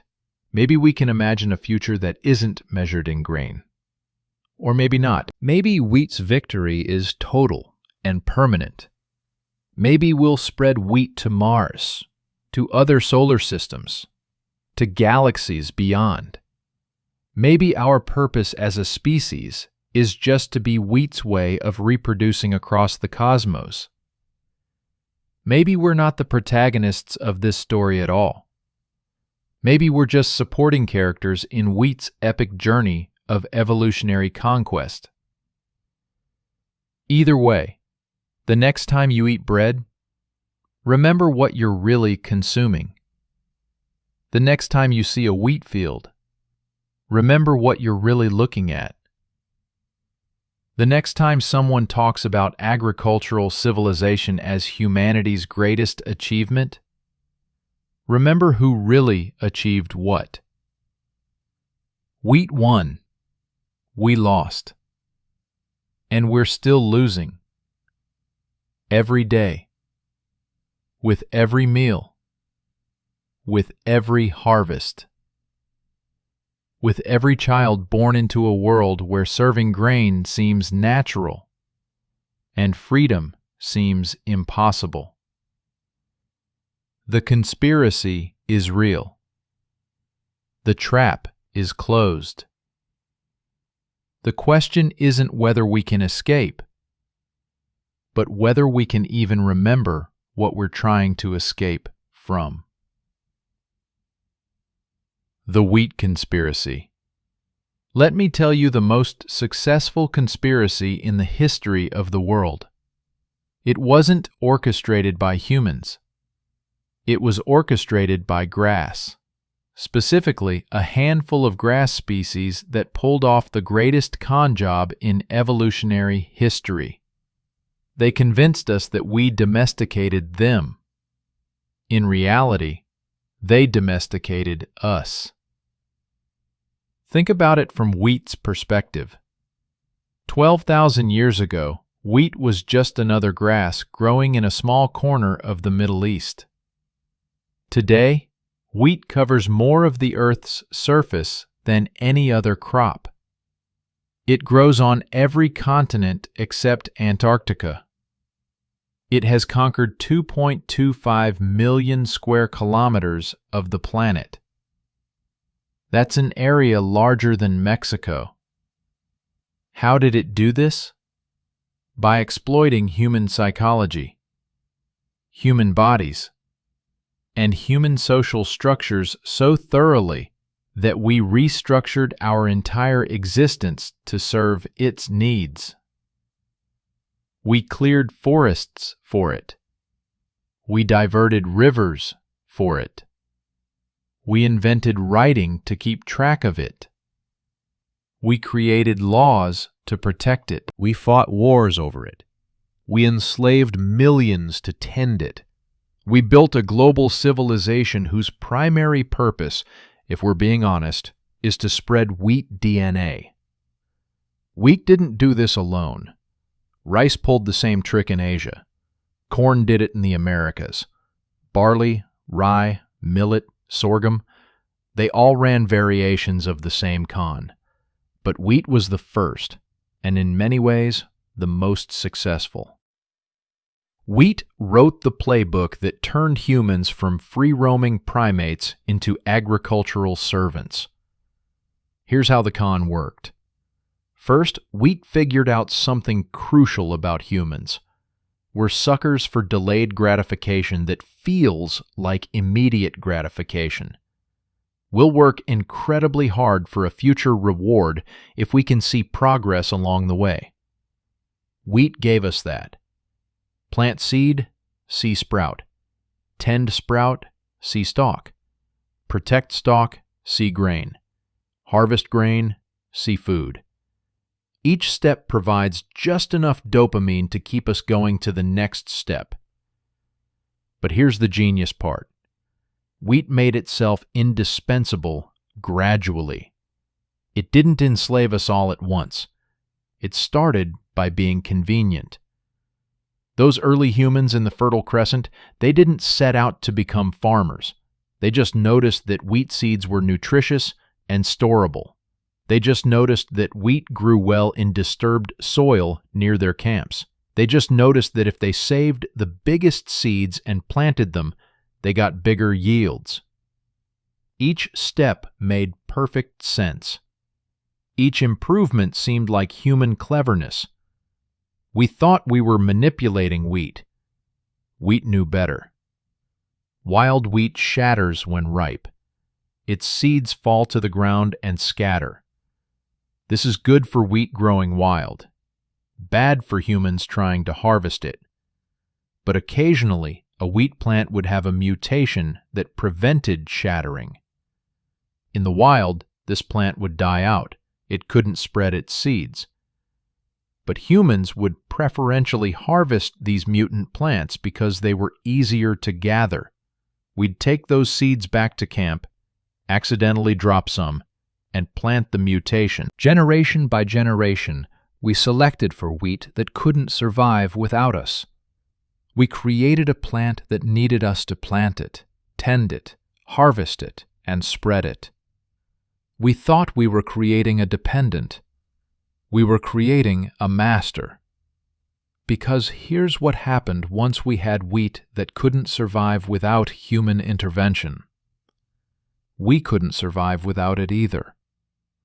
The population growth that wheat's calories enabled meant we needed those calories. The sedentary lifestyle that wheat cultivation required meant we lost the skills for mobile hunting and gathering. The social structures that wheat surplus created meant we couldn't go back to egalitarian bands. Wheat had us. Completely. And then it started making demands. Wheat needs specific conditions. It needs the right amount of water, not too much, not too little. It needs nutrients, so we had to fertilize. It needs protection from weeds, so we had to clear. It needs protection from pests, so we had to guard. It needs to be harvested at just the right time, so we had to watch constantly.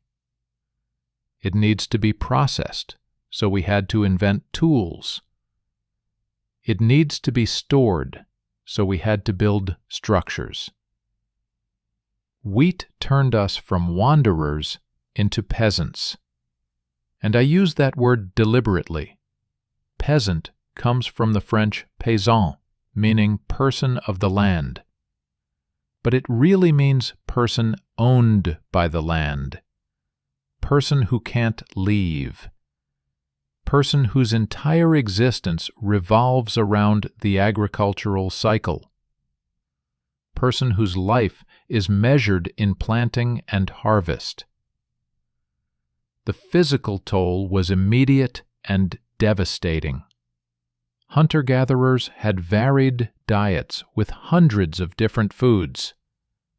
Farmers had wheat, maybe some vegetables, maybe some meat on special occasions, but mostly wheat.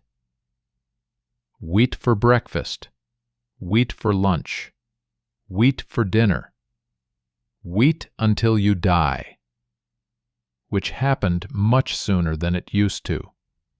Studies of skeletal remains from the period when agriculture was adopted show the catastrophe in bone. Heights dropped by an average of 6 inches. Teeth rotted from the carbohydrates. Bones showed signs of arthritis from repetitive labor. Skulls showed signs of anemia from nutritional deficiency. Life expectancy dropped by a decade or more. We went from being tall, strong, healthy omnivores to being short, weak, sick wheat addicts. And we couldn't stop. Because by the time we realized what was happening, there were too many of us to go back. Wheat had enabled population growth that only wheat could sustain. This is the most insidious part of the wheat conspiracy. It creates its own necessity. The more wheat you grow, the more people you can feed. The more people you feed, the more wheat you need to grow. It's a treadmill that only goes faster, never slower.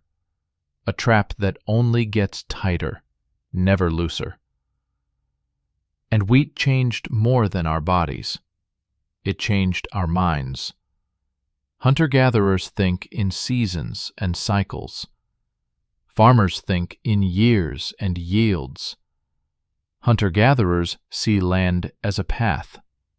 Farmers see land as property. Hunter-gatherers share because hoarding is impossible. Farmers hoard because sharing means starvation. Wheat created the concept of ownership. Before wheat, land couldn't be owned any more than wind could be owned. It was just there, available to whoever needed it. But once you've cleared a field, plowed it, planted it, tended it for months, you're not letting someone else harvest it. That field becomes yours in a way that land never was before. And once you own land, you need to defend it. Once you need to defend it, you need weapons. Once you have weapons, you can take other people's land. Once you can take land, war becomes profitable. Once war becomes profitable, it becomes inevitable. Wheat created war. Not conflict, humans always had that, but war as we understand it. Organized, systematic, territorial warfare. Wars of conquest, wars of expansion, Wars where the winner gets the wheat fields and the loser starves or becomes enslaved to tend those fields. Wheat created slavery too. Hunter-gatherers can't have slaves. What would they do with them? Everyone needs to contribute specialized knowledge to the band's survival, and you can't force someone to track game or identify edible plants. But wheat work is different. It's simple, repetitive, brutal labor. You can force someone to plow. You can force someone to harvest. You can force someone to grind grain. The first slaves in history were probably debt slaves. Farmers who had bad harvests and borrowed grain then couldn't pay back. Their labor became collateral. Their bodies became property. And once humans could be property, civilization as we know it became possible. Because civilization is built on forcing people to work for other people's benefit, and wheat made that possible. Wheat also created gender inequality. Hunter-gatherer societies, while not perfectly egalitarian, show relative gender equality. Women provide as many calories as men through gathering. Women's knowledge is as valuable as men's. Women's mobility equals men's. But wheat changed the equation. Farming requires upper body strength for plowing. It rewards male physiology. Women, especially pregnant or nursing women, can't contribute equally to wheat production. They become dependent on men in a way they never were before. They become property in societies where everything is property. The archaeological record shows this transformation clearly. In hunter-gatherer burials, men and women are buried similarly, with similar goods, similar honor. In early agricultural burials, the differences explode. Men are buried with tools and weapons. Women are buried with jewelry and household items. The gender roles that we think of as natural, eternal, biological, they're really just wheat's way of organizing its human servants. Wheat created social classes. Before agriculture, wealth couldn't accumulate. You could be a better hunter, a better gatherer, a better storyteller, but you couldn't be richer in any meaningful sense. But wheat surplus can be stored, accumulated, inherited. For the first time in human history, one person could have more than another person, not because of their skills, but because of their stores. And once inequality exists, it compounds. The family with more wheat can survive bad harvests. They can loan wheat to desperate neighbors in exchange for labor or land. They can afford to experiment with new techniques. They can trade surplus for tools, weapons, luxury goods. Within a few generations, you have rich and poor, nobility and peasants, owners and workers. Wheat created organized religion. Think about it. Hunter-gatherers had spirituality, certainly. Animism, shamanism, connection to the land and animals. But organized religion with priests and temples and tithes, that's wheat's invention. Wheat needs rain at the right time. Too early and seeds rot. Too late and plants wither. Hunter-gatherers can move if the rains fail. Farmers are stuck. So they need to believe they can influence the weather. They need rituals, prayers, sacrifices. They need specialists who claim to speak to the gods. They need temples to store the grain offered to ensure next year's harvest. The first temples were granaries, literally. The earliest religious structures we've found were built to store wheat. The priests who controlled them weren't spiritual leaders, but agricultural administrators. They decided when to plant, when to harvest, how much to save for seed, how much to distribute. They controlled the wheat, which meant they controlled everything. Writing was invented to keep track of wheat. The first written symbols weren't poetry, or history or law. They were accounting. How much wheat was stored? Who owed wheat to whom? How much wheat was paid in taxes? How much wheat was distributed as rations? Civilization didn't invent writing to record great thoughts. It invented writing to make sure nobody stole wheat. Laws were invented to protect wheat. The first legal codes weren't about murder or theft in general. They were about irrigation rights, field boundaries, grain storage, bread prices. The Code of Hammurabi, one of the earliest legal documents, is obsessed with wheat, the punishment for stealing wheat, the rules for hiring wheat harvesters, the regulations for wheat loans, the penalties for letting your goats eat someone else's wheat. Mathematics was invented to measure wheat, geometry to divide fields, arithmetic to calculate yields, algebra to figure out loan interest, statistics to predict harvests. Every time you do math, you're using tools invented to serve wheat's needs. The calendar was invented to track wheat's cycle: when to plant, when to weed, when to harvest, when to store. The 7-day week, which seems so natural to us now, is just wheat's growing cycle divided into manageable chunks. Monday through Sunday is just wheat telling us when to work and when to rest based on its needs, not ours.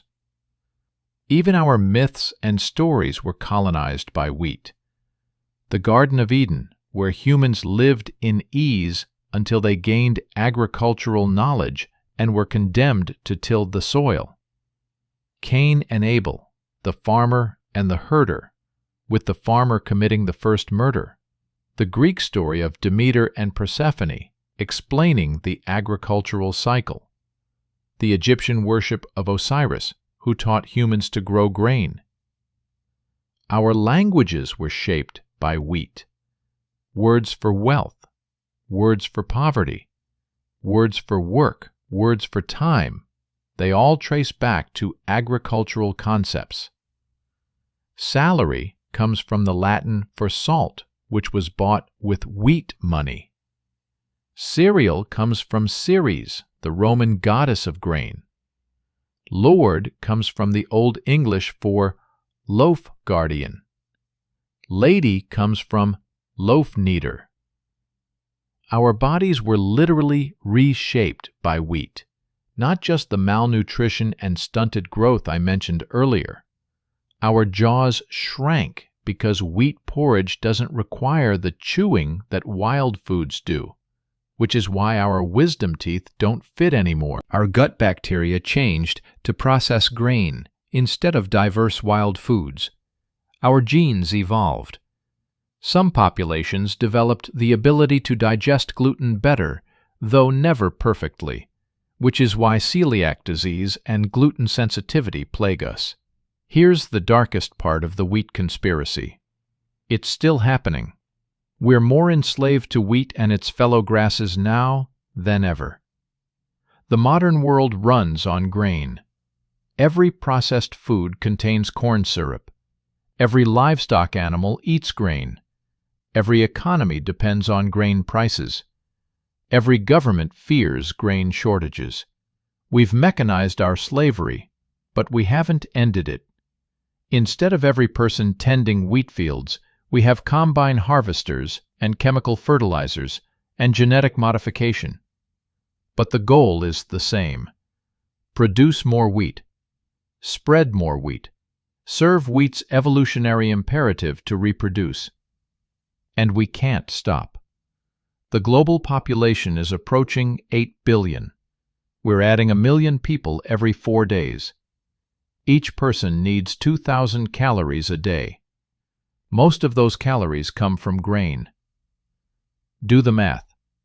We need to produce more grain every year just to maintain current nutrition levels, which are already inadequate for billions. We're trapped in an abusive relationship with wheat. It hurts us, causes inflammation, obesity, diabetes, heart disease. It destroys our environment. Monoculture wheat fields are ecological deserts. It perpetuates inequality. Grain speculation causes famines while silos overflow. But we can't leave. We're too dependent. There are too many of us. We forgot how to live without it. This is the real horror of the agricultural revolution. It wasn't a revolution at all. It was a coup, a takeover, a hostile restructuring of human existence to serve the reproductive needs of grass. We didn't domesticate wheat. Wheat domesticated us. And the sickest part? We tell ourselves a story where we're the heroes, where agriculture was human cleverness defeating nature, where farming was progress from primitive hunting to civilized cultivation, where wheat fields are symbols of prosperity and success. We can't see the cage because we've decorated it so beautifully. We can't recognize our slavery because we've been slaves for so long we think it's freedom. We can't imagine life without wheat because wheat has colonized not just our fields, but our minds, our cultures, our very sense of what it means to be human. But here's the thing about recognizing a con. Once you see it, you can't unsee it. Once you understand that agriculture wasn't progress but capture, that civilization wasn't advancement but enslavement, that wheat didn't serve us but used us, everything looks different. That organic whole grain bread that's supposed to be healthy, that's wheat, convincing you to spread its DNA by appealing to your desire for longevity. That combine harvester that can process 1,000 acres a day, that's wheat using human technology to reproduce faster than evolution ever could. That international trade deal securing grain shipments, that's wheat using human politics to spread to new territories. We work for wheat. We live for wheat. We die for wheat. We've restructured the entire planet's ecology for wheat. We've changed the climate for wheat. We're destroying our future for wheat. And wheat doesn't care. It just grows, uses us, spreads, succeeds. The conspiracy is complete. The trap is perfect. We can't go back because there are too many of us. We can't go forward because forward just means more of the same. We can't stop because stopping means billions starve. We can't continue because continuing means everyone suffers. This is the corner wheat has backed us into. This is the dead end of 10,000 years of agriculture. This is where serving the evolutionary imperatives of grass instead of our own needs has led us. To a world where 8 billion humans exist to tend plants that are killing us. Some people think the solution is technology. Better wheat, different wheat, genetically modified wheat, lab-grown wheat, wheat alternatives. But that's just doing wheat's work for it. That's just finding new ways to be enslaved. That's just decorating the cage, not escaping it. The real solution would be to remember what we were before wheat changed us, to rediscover what humans are when they're not servants of agriculture, to imagine what life could be if we weren't measured in grain yields, to dream of freedom from the grass that conquered the world. But that seems impossible, unthinkable, unimaginable, which is exactly how you know the conspiracy succeeded. When you can't even imagine freedom, that's when you're truly enslaved. When serving your captor seems like the natural order of things, that's when the trap is complete. Wheat won. We lost. And we're so thoroughly defeated that we celebrate our defeat as victory. We tell our children that agriculture was humanity's greatest achievement. We teach them to be proud of our slavery. We train them to continue serving the grass that owns us. Every sandwich is a surrender. Every pasta dish is a prison. Every birthday cake is built on bondage. We eat our oppressor and call it culture. We worship our enslaver and call it cuisine. We spread our master's DNA across the universe and call it progress. But knowing you're in a trap is the first step to escaping it. Understanding the conspiracy is the beginning of resistance. Seeing the cage is the start of freedom. Maybe we can't escape wheat entirely, but maybe we don't have to be such willing servants. Maybe we can remember that we existed before agriculture and we could exist after it. Maybe we can imagine a future that isn't measured in grain. Or maybe not. Maybe wheat's victory is total and permanent. Maybe we'll spread wheat to Mars, to other solar systems, to galaxies beyond. Maybe our purpose as a species is just to be wheat's way of reproducing across the cosmos. Maybe we're not the protagonists of this story at all. Maybe we're just supporting characters in wheat's epic journey of evolutionary conquest. Either way, the next time you eat bread, remember what you're really consuming. The next time you see a wheat field, remember what you're really looking at. The next time someone talks about agricultural civilization as humanity's greatest achievement, remember who really achieved what. Wheat won. We lost. And we're still losing. Every day, with every meal, with every harvest, with every child born into a world where serving grain seems natural and freedom seems impossible. The conspiracy is real. The trap is closed. The question isn't whether we can escape, but whether we can even remember what we're trying to escape from.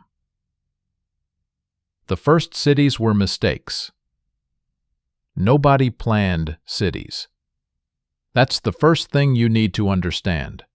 No ancient genius sat down and said, "You know what would improve human life? Packing thousands of strangers together in a small space, where disease spreads like fire, where nobody knows anybody, where the air stinks of sewage, and where you can't grow your own food." Nobody thought that was a good idea. It just happened.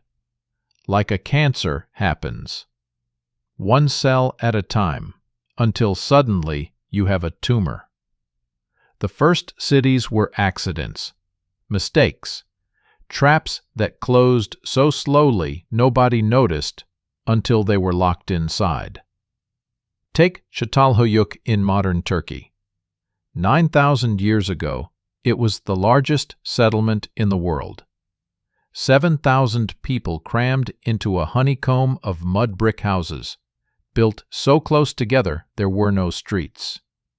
You entered your home through the roof. You walked across the city on rooftops. When someone died, you buried them under your floor and kept living above their bones. Why would anyone live like this, packed together like termites in a mound? The answer is, they didn't mean to. It started small, a few families settling near a good water source, then a few more joining them because safety in numbers, then others coming for trade, then others because all the good land nearby was taken, then others because that's where the opportunities were. Each decision made sense individually. No single person chose to create a city, but collectively, incrementally, accidentally, they built a prison and locked themselves inside. Here's what cities really are. Population traps. Machines for concentrating humans in spaces too small to sustain them. Devices for creating artificial scarcity in a world of natural abundance. Systems for making sure most people work for a few people's benefit. Structures for preventing escape by making sure you can't survive outside them. Cities shouldn't exist. They violate every principle of successful human habitation that we learned over 300,000 years. They concentrate waste instead of dispersing it. They create disease reservoirs instead of health. They force cooperation between strangers instead of kin.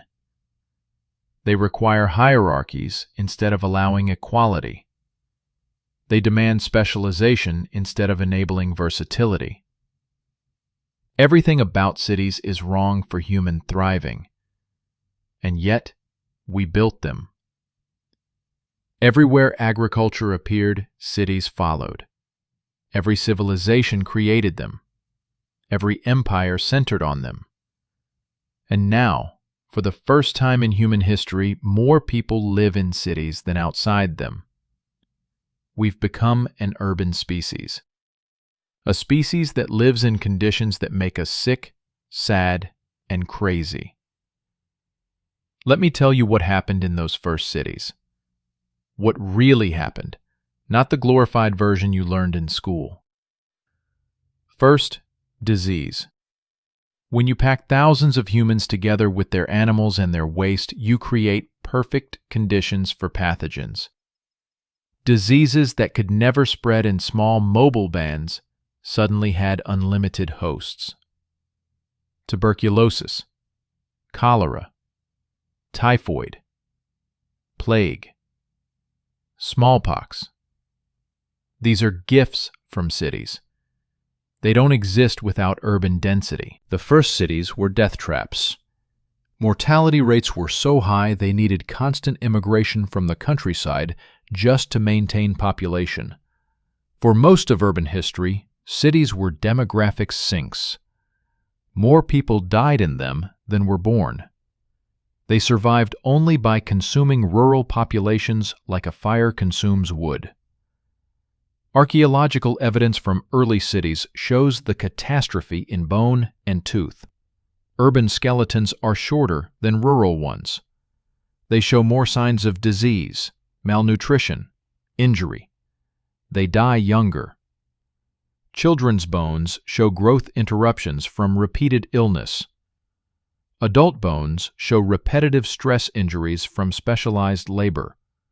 Teeth show decay from grain-heavy diets. Cities literally made humans smaller, weaker, sicker. And we knew it. Ancient texts are full of complaints about urban life.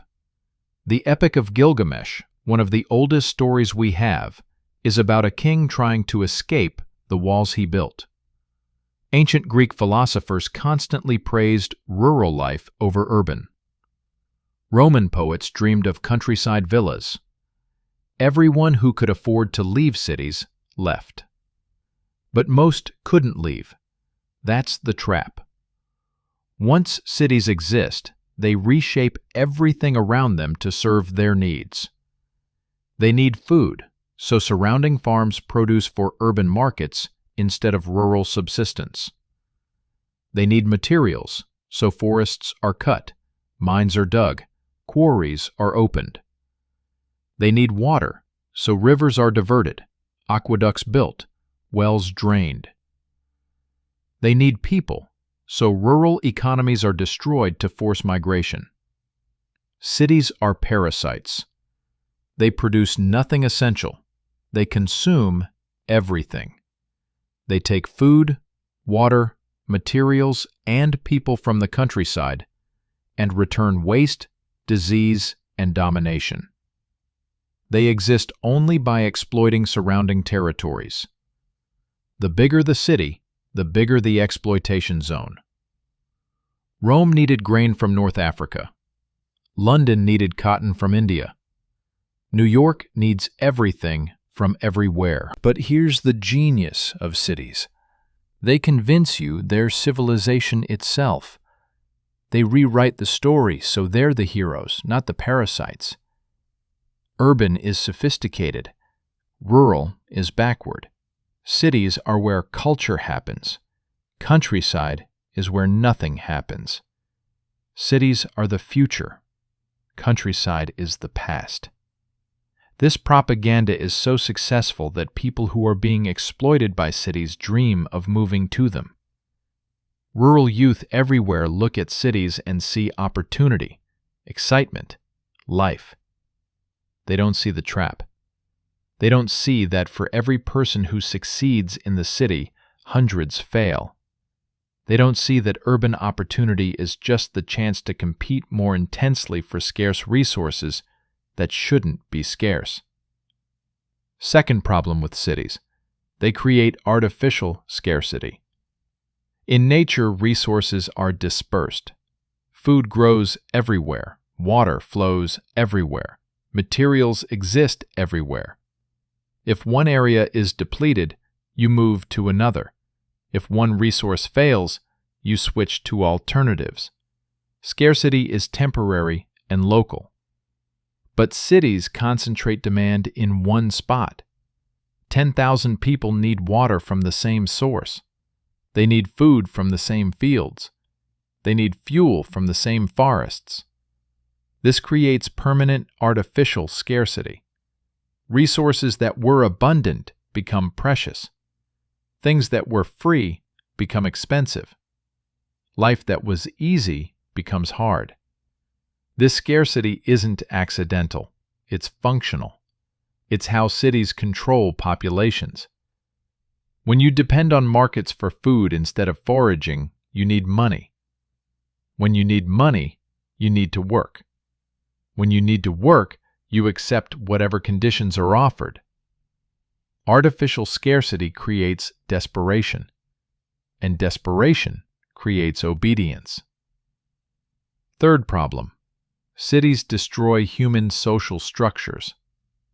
We evolved in small bands where everyone knew everyone, where relationships were long-term and multi-dimensional, where you knew who to trust because you'd known them your whole life, where reputation mattered because you couldn't escape it, where cooperation was natural because you were cooperating with kin and friends. Cities force you to live among strangers. Thousands of strangers. Millions of strangers. People you'll never know, never understand, never trust.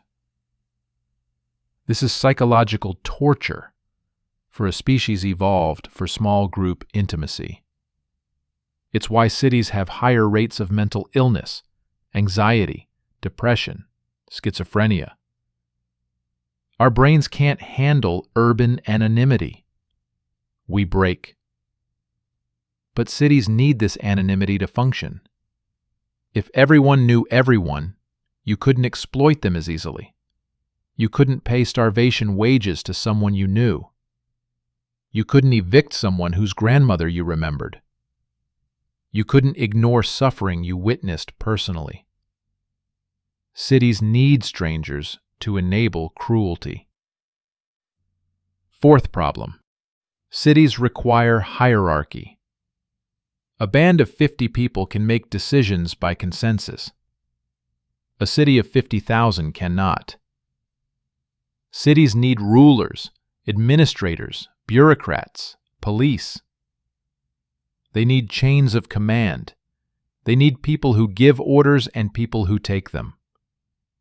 They need inequality built into their structure. The first cities created the first kings. Not warrior chiefs who led by example. Not elders who advised by wisdom.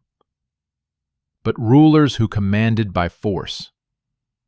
Kings who owned the city and everyone in it. Kings who could kill you for disobedience. Kings who claimed divinity to justify their power. Cities created professional armies. Not warriors defending their families, but soldiers serving power. Cities created police, not community justice, but institutional force. Cities created bureaucracy, not cooperative organization, but hierarchical control.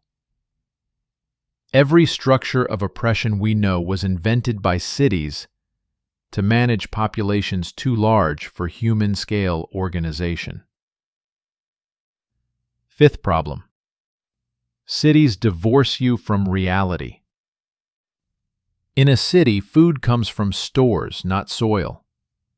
Water comes from taps, not rivers. Heat comes from radiators, not fire. Light comes from switches, not sun. Everything is mediated, processed, delivered. You lose connection to the sources of life. This disconnection makes you dependent and ignorant. You don't know where your food grows, how your water flows, what your waste does. You can't see the damage your consumption causes. You can't feel the climate changing. You can't sense the ecology collapsing.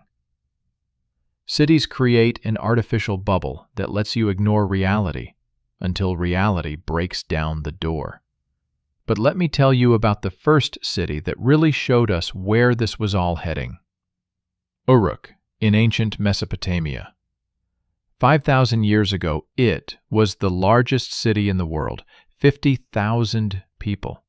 Walls 6 miles around, temples that touched the sky. The first true metropolis. Uruk invented things, writing to track who owed what to whom, bureaucracy to manage resources, professional armies to take resources from others, monumental architecture to demonstrate power. All the technologies of civilization, all the tools of control. But Uruk also invented misery on an industrial scale. Slave gangs working fields to feed people who produced nothing. Women locked in temple brothels, children laboring in workshops. Men dying in wars for kings they'd never meet. The majority suffering so a minority could live in luxury. Archaeological digs in Uruk reveal the reality. Palaces with golden ornaments next to slums with skeletal remains showing severe malnutrition. Temple granaries holding tons of grain while surrounding burials show death from starvation. Elite tombs with dozens of sacrificed servants. Mass graves of workers who died building monuments to power. This is what cities really are. Machines for converting human suffering into elite comfort. Devices for concentrating wealth by creating poverty. Systems for enabling the few to parasitize the many. Structures for preventing the revolution that should happen when inequality becomes unbearable. Because that's the ultimate function of cities. Preventing revolution. When everyone is spread out in self-sufficient communities, you can't control them. But pack them into cities where they depend on markets for food, employers for money, landlords for shelter, police for order, and they're trapped. They can't revolt because they can't survive without the system that oppresses them. Cities are designed to make revolution impossible. Not by preventing anger. Cities create infinite anger, but by preventing alternatives. When you can't grow food, you can't boycott food systems. When you can't build shelter, you can't reject landlords. When you can't know your neighbors, you can't organize resistance. When you can't survive outside the system, you can't fight the system. This is why every revolution fails or becomes what it fought against. The French Revolution promised liberty, equality, fraternity, and delivered Emperor Napoleon. The Russian Revolution promised workers' paradise and delivered Stalin's gulags. The Chinese Revolution promised peasant liberation and delivered the Great Famine. Every revolution fails because revolutionaries think the problem is who runs the city, not the existence of cities themselves. But cities aren't reformable. Their problems aren't bugs, they're features. Disease, inequality, alienation, hierarchy, dependency. These aren't accidents of urbanization. They're requirements. Cities cannot function without them. A city without hierarchy isn't a city. It's just a large village. A city without inequality isn't a city. It's just a commune. A city without dependency isn't a city. It's just a temporary gathering. The modern city pretends to have solved these problems. Sewers reduce disease. Democracy reduces hierarchy. Welfare reduces inequality.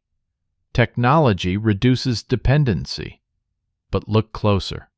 Modern cities have the same problems, just hidden better. Disease? We have antibiotic-resistant superbugs evolving in hospitals. We have obesity, diabetes, heart disease, cancer. All civilization diseases rare in non-urban populations. We have mental illness rates that would horrify our ancestors. We've replaced acute infectious disease with chronic lifestyle disease. The city still makes us sick, just slower. Hierarchy? We've replaced kings with CEOs, nobles with shareholders, priests with professionals.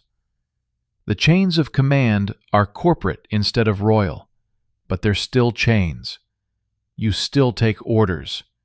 You still serve power. You still know your place.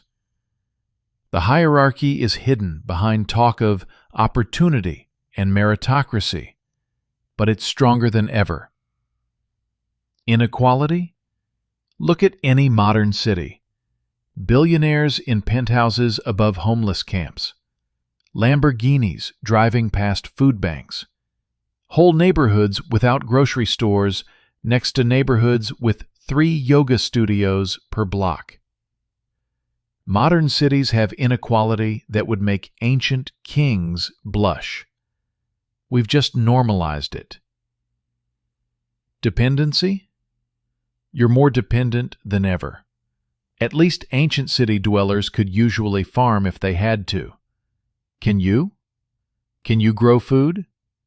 Find water? Build shelter? Make tools? Probably not. You're specialized into uselessness. You know how to do one thing that only matters if the whole system keeps working. If the grid goes down, if the supply chains break, if the economy crashes, you're helpless. And the alienation? We're lonelier than ever. Surrounded by millions, known by none. We have more ways to communicate and less actual communication. More social media and less society. More connections and less connection. The modern city is a factory for producing isolated, anxious, depressed humans scrolling through screens pretending they're not dying inside. But here's the darkest truth about cities. We can't leave. There are too many of us now. 8 billion humans cannot live as hunter-gatherers. The carrying capacity for that lifestyle is maybe 10 million globally. We've overshot by a factor of 800. We're trapped in cities because we've destroyed or occupied every alternative. We've also lost the knowledge of how to live without cities. How many people know how to find water? Build shelter from natural materials. Identify edible plants. Track animals.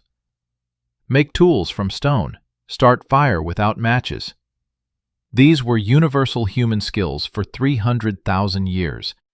Now they're tourist activities. We're domesticated animals who've forgotten how to be wild. Cities are our cages, but we've been in them so long we're afraid of freedom. We're like those videos of factory-farmed chickens who won't leave their cages even when the doors are opened. We don't know what to do with space. We're terrified of silence. We're lost without schedules. The city has colonized our minds completely. We think in city terms: career, mortgage, retirement. City concepts: schedule, productivity, networking. City behaviors: competition, hierarchy, property. City values: we can't imagine non-urban life because urbanization has infected our imagination. Even our rebellions are urban. Back to the land movements that buy rural property with urban money. Eco-villages that recreate suburban comfort with solar panels. Communes that import urban ideology to rural settings. We try to escape the city by bringing the city with us.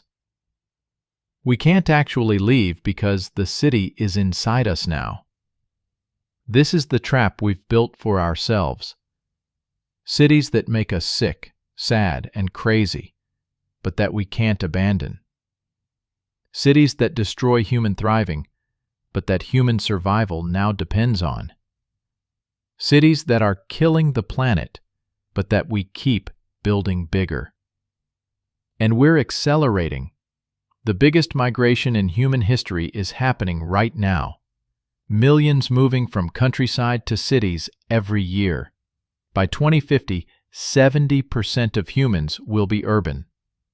By 2100, maybe 90%. We're completing our transformation from a species that lived in nature to a species that lives in artificial environments that destroy our physical and mental health. Future cities promise to be even worse. Smart cities that track every movement. Vertical cities that stack humans like products in a warehouse. Underground cities that abandon the surface entirely. Cities in space that complete our disconnection from the earth that made us. Each innovation taking us further from what we are, deeper into what we've become. The first cities were mistakes, accidents, traps our ancestors stumbled into. But modern cities are intentional. We know they're killing us, and we build them anyway. We know they're destroying the planet, and we keep expanding them. We know they're driving us crazy, and we keep moving to them. This isn't ignorance, it's addiction.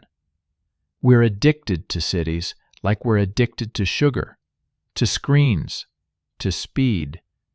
We know it's bad for us, but we can't stop. We need the stimulation, the opportunity, the illusion of progress. We need the city even as it kills us. But every addiction can be broken. Every trap can be escaped. Every mistake can be learned from. The question is whether we'll learn before it's too late.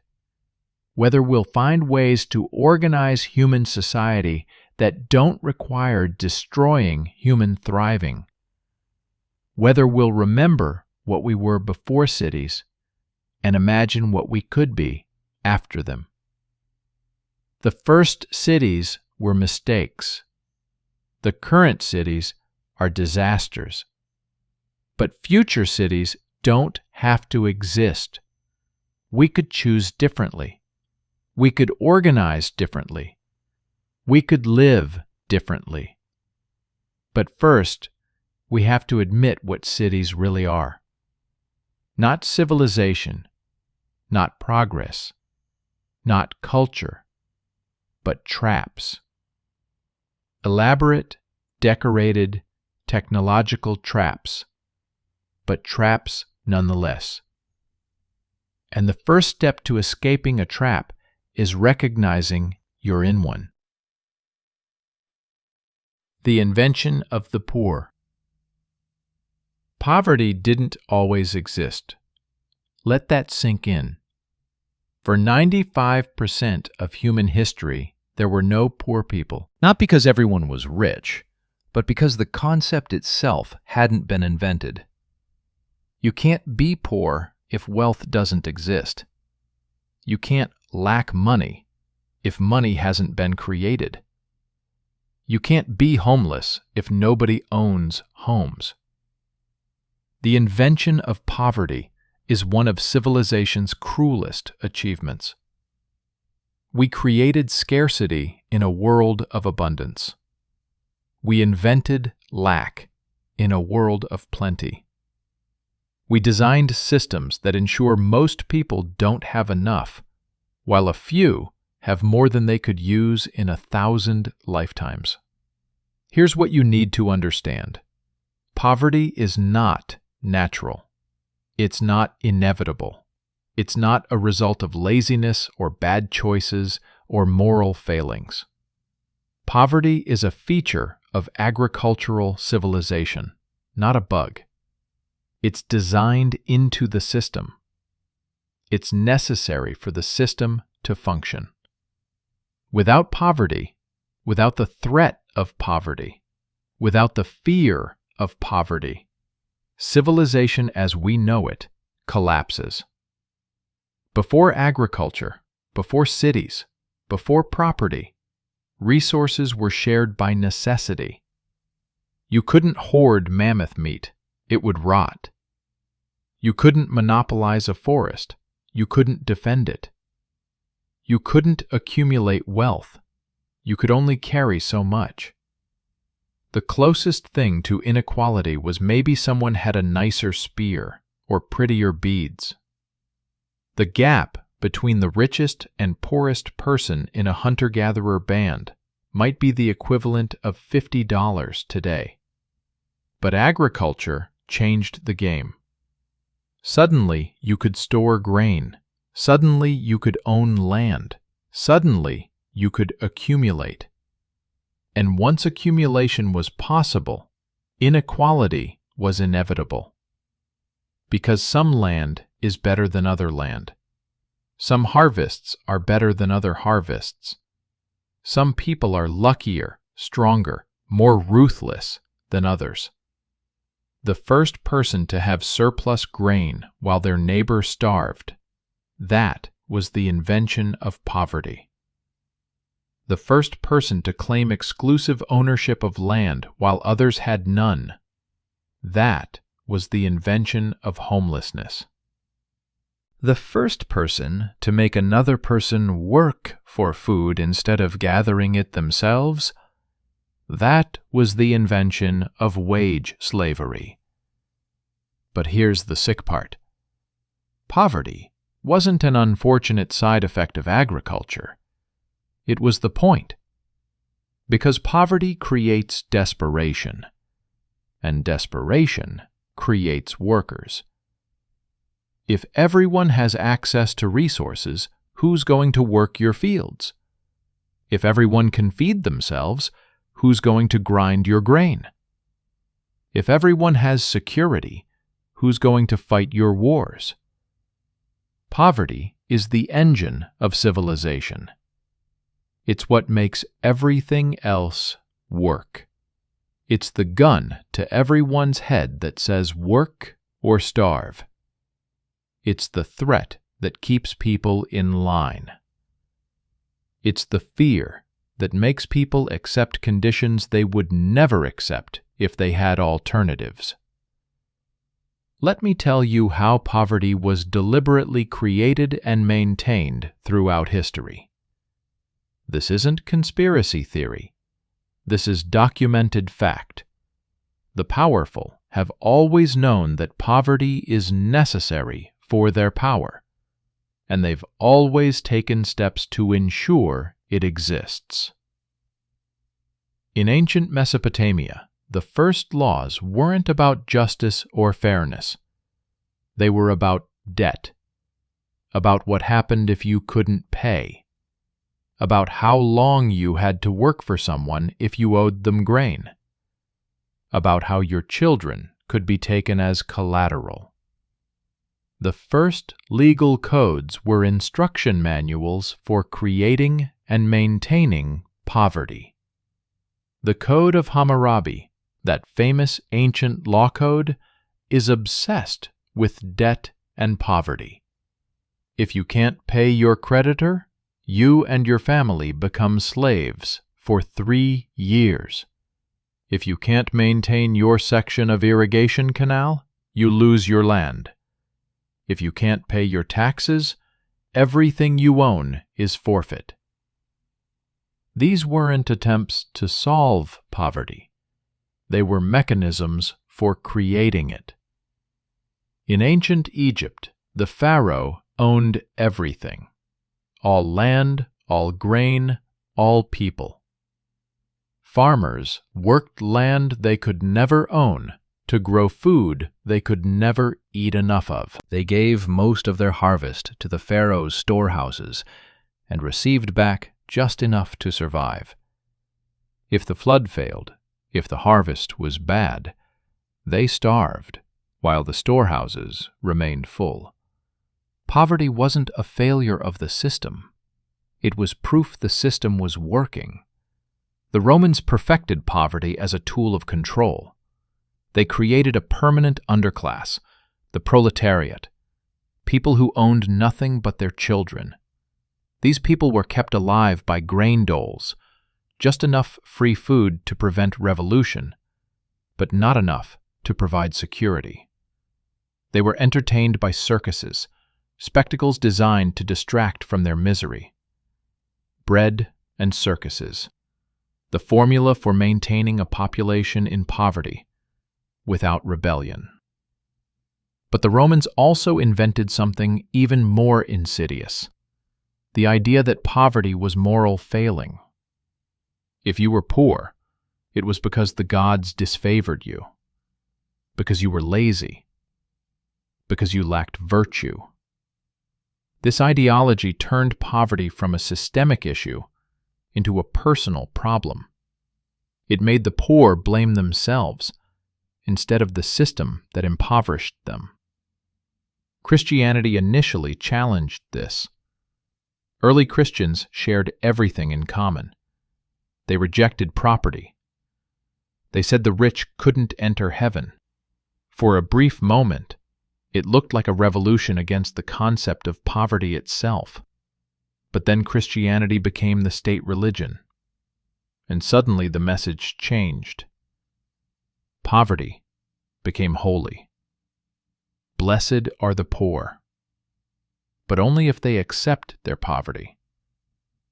The rich could buy their way into heaven through charity, but the poor should be grateful for their suffering, because it brought them closer to God.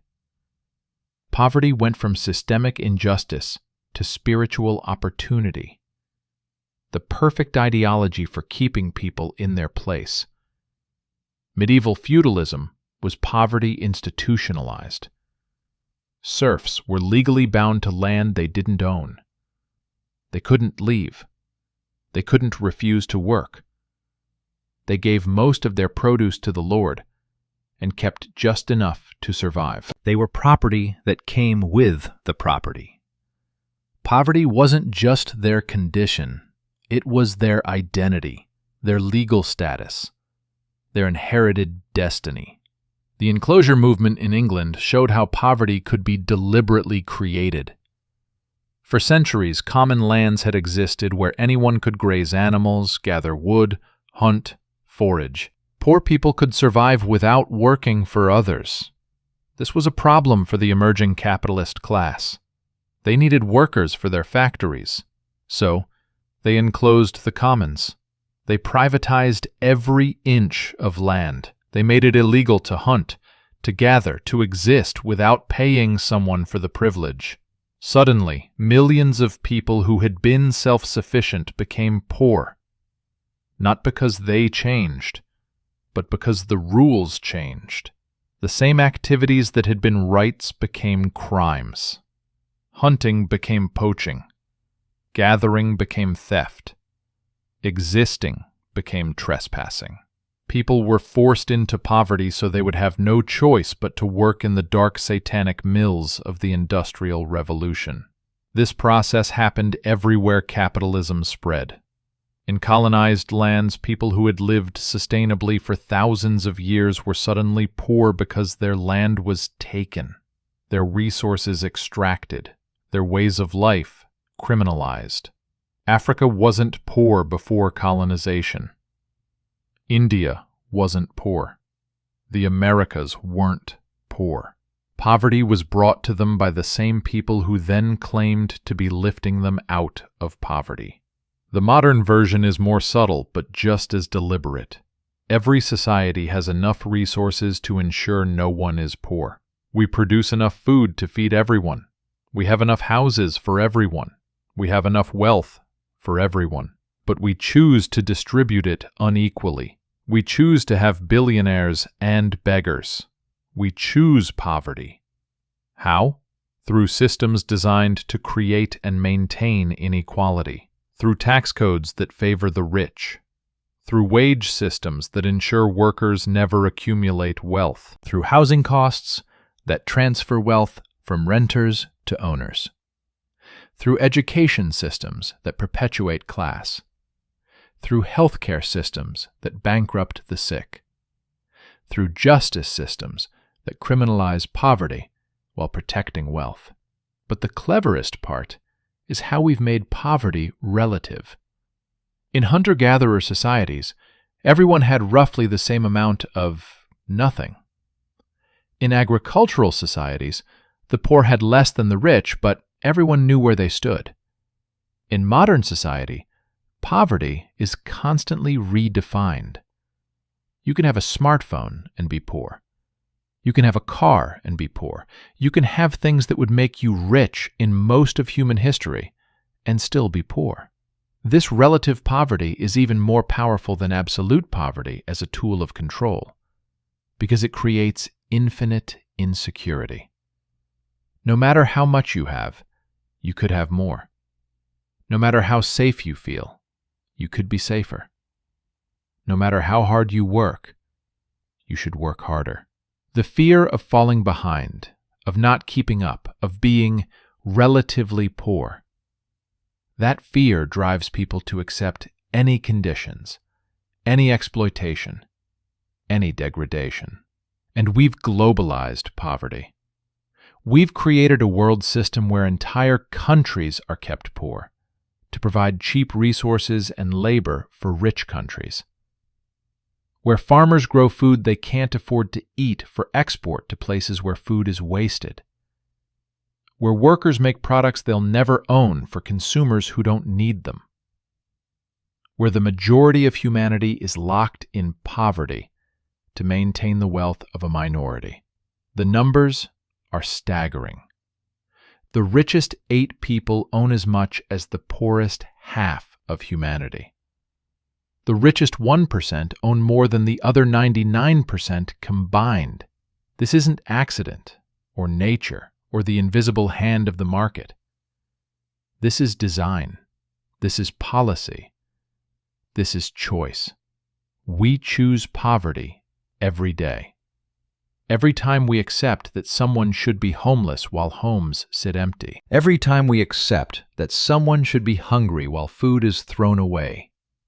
Every time we accept that someone should die from preventable disease while medicine exists, we are choosing poverty. We are maintaining it. We are enforcing it. The pandemic showed this clearly. When the economy shut down, governments suddenly found trillions of dollars to prevent collapse. Money that supposedly didn't exist for healthcare, education, housing suddenly appeared. Because poverty isn't about lack of resources. It's about distribution of resources. It's about choosing to let some have too little so others can have too much. But here's what's really sick. We've convinced the poor that poverty is their fault. That if they just worked harder, saved more, made better choices, they could escape poverty. This is the cruelest lie of all, because the system is designed to keep most people poor. If everyone worked harder, saved more, made perfect choices, most would still be poor, because poverty is structural, not personal. Think about it mathematically. If wealth is concentrated in the hands of a few, then by definition, most people have little. If the top 1% own 40% of everything, then the bottom 90% are fighting over what's left. No amount of hard work or good choices can change this math. The only solution is redistribution, which is the one solution we refuse to consider. Instead, we tell fairy tales about mobility, about anyone being able to make it, about rags to riches, and we point to the few who do escape poverty as proof the system works, ignoring the millions who don't. It's like pointing to lottery winners as proof that buying lottery tickets is a good financial strategy. The few who escape poverty become the system's greatest defenders. They believe they earned their escape through merit, not luck. They tell others to follow their path, ignoring that the path is deliberately designed to be impassable for most. They become proof that the system is fair when they're actually proof that it isn't. Because if the system were fair, if it were based on merit, if hard work guaranteed success, then we wouldn't have brilliant people in poverty and idiots in penthouses.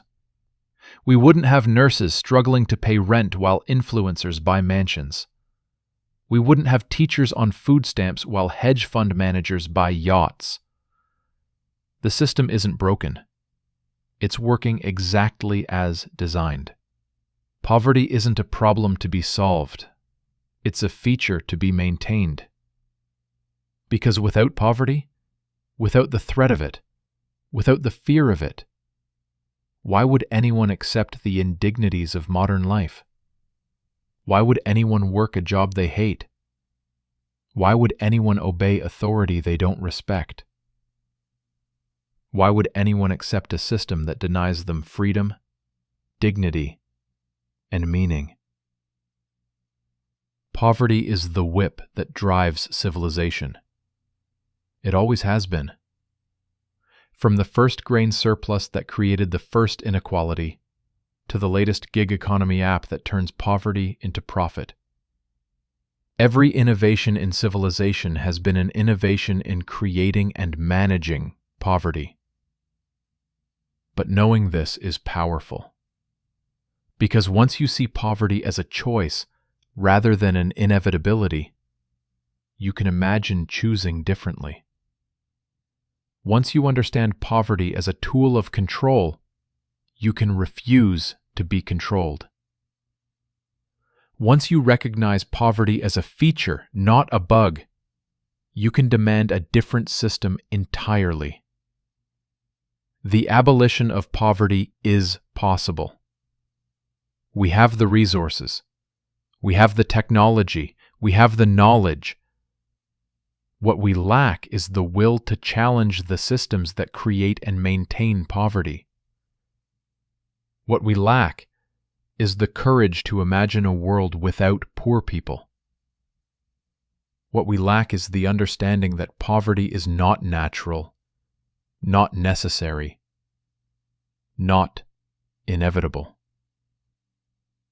For 95% of human history, poverty didn't exist.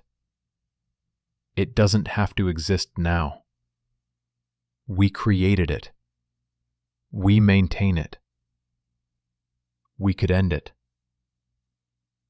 But first we have to admit that we don't want to. That poverty serves a purpose.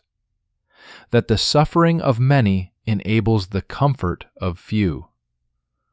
That the system is working exactly as intended.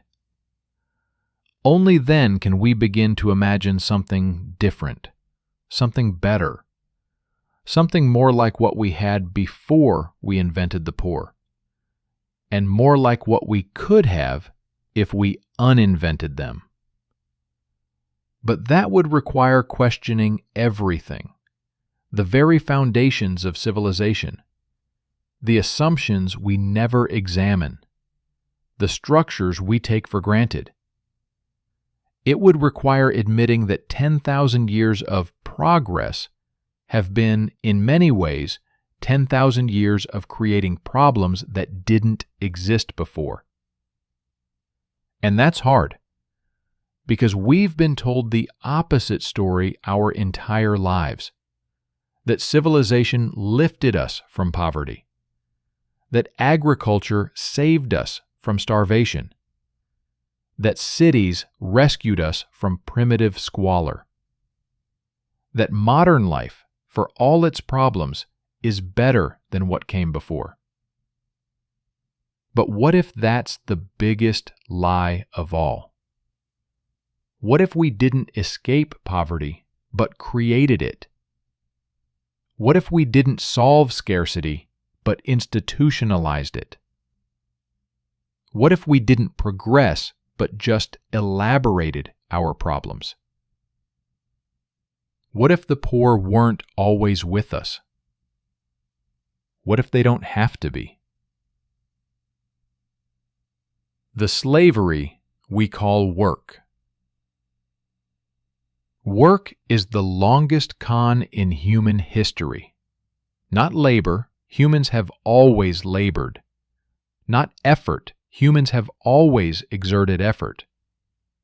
But work as we know it, work as obligation, work as identity, work as the measure of human worth, that's a recent invention. And like all the inventions of civilization, it's a trap disguised as progress. For 300,000 years, humans didn't work. They lived. They hunted when hungry, gathered when needed, made tools when required, told stories when inspired.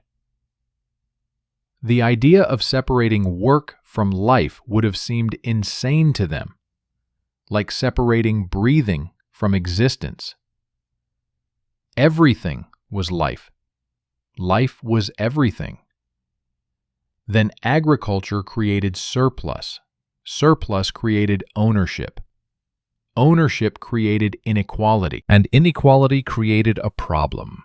How do you get people to work for someone else's benefit? How do you convince a free human to spend their finite existence making someone else rich? The answer is you don't convince them. You compel them. First with violence, slavery, serfdom, direct physical force. Then with deprivation, enclosure, poverty, artificial scarcity. Finally with ideology, the Protestant work ethic, the American dream, the bizarre modern notion that work gives life meaning. We've so thoroughly internalized this ideology that we can't imagine life without work.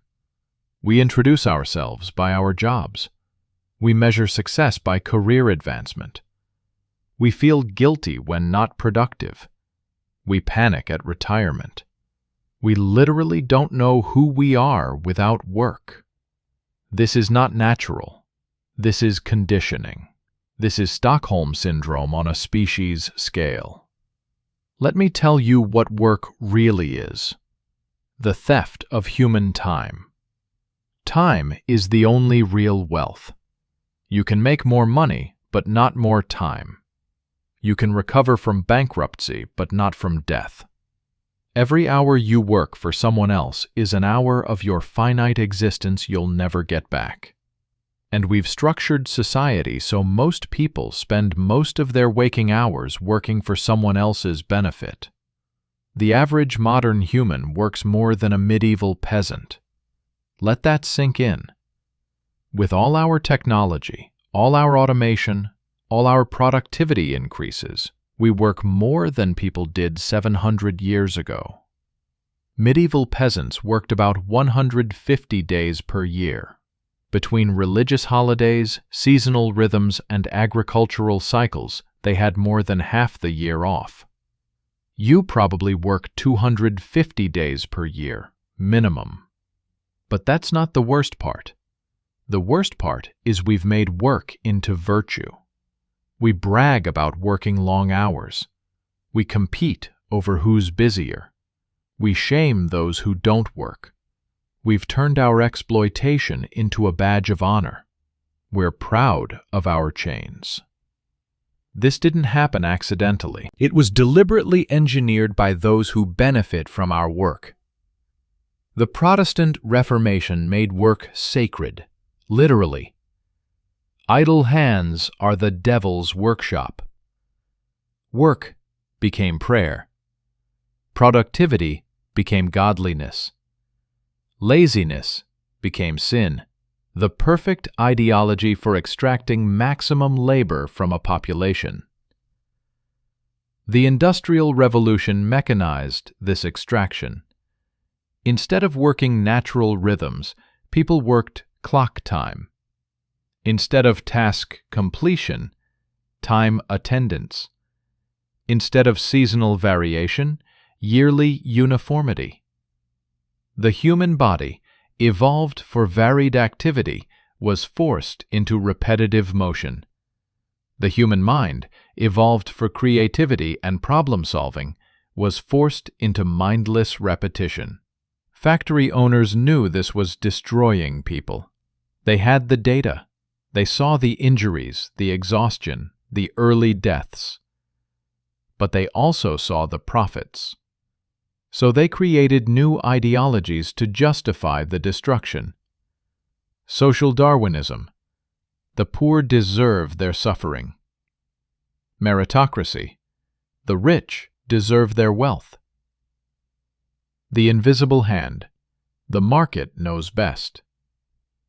But the real innovation was making people identify with their work.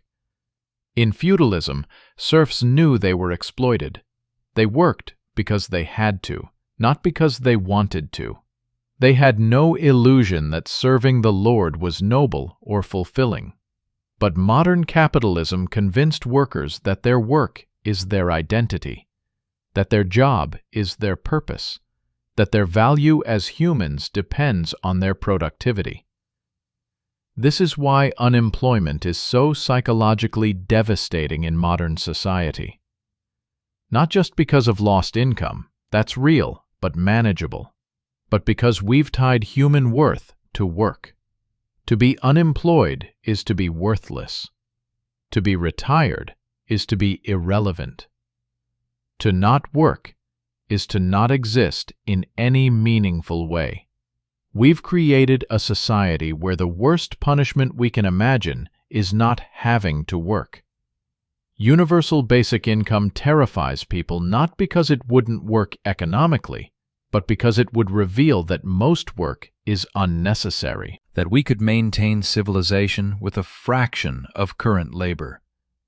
That we're working not because work needs doing, but because the system needs us working. Think about your job.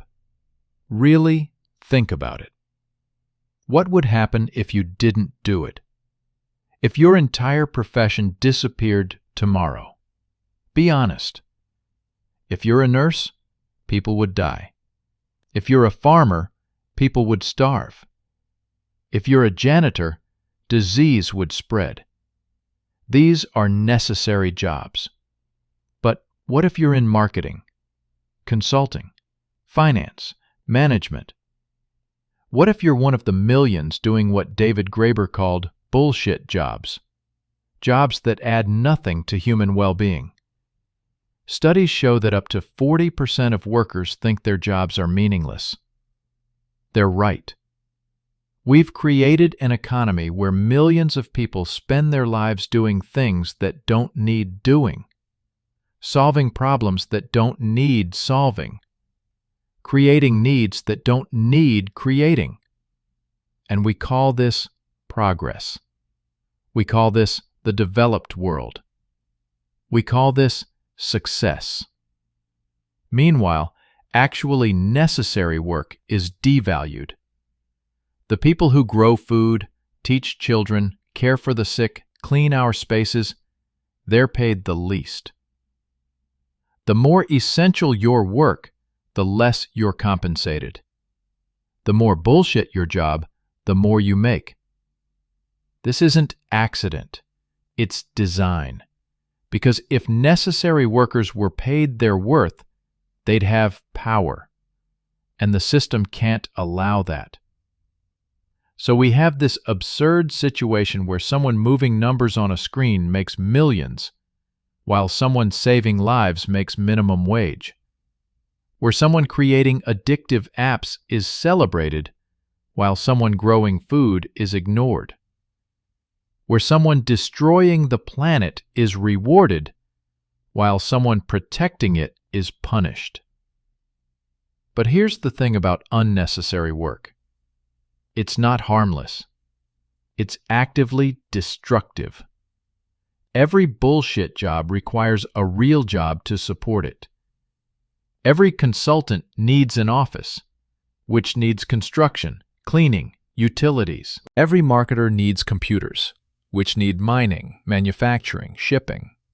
Every financier needs infrastructure, which needs resources, labor, maintenance. The bullshit jobs create real demand for real resources and real environmental destruction. We're literally killing the planet with unnecessary work. Commuting to offices to do things that could be done from home or not at all. Manufacturing products nobody needs to create jobs that shouldn't exist. Destroying ecosystems to extract resources for work that adds nothing to human flourishing. And we can't stop, because the system is designed to require full employment. Not because there's that much necessary work, but because unemployment creates social instability. People without work are dangerous to the system.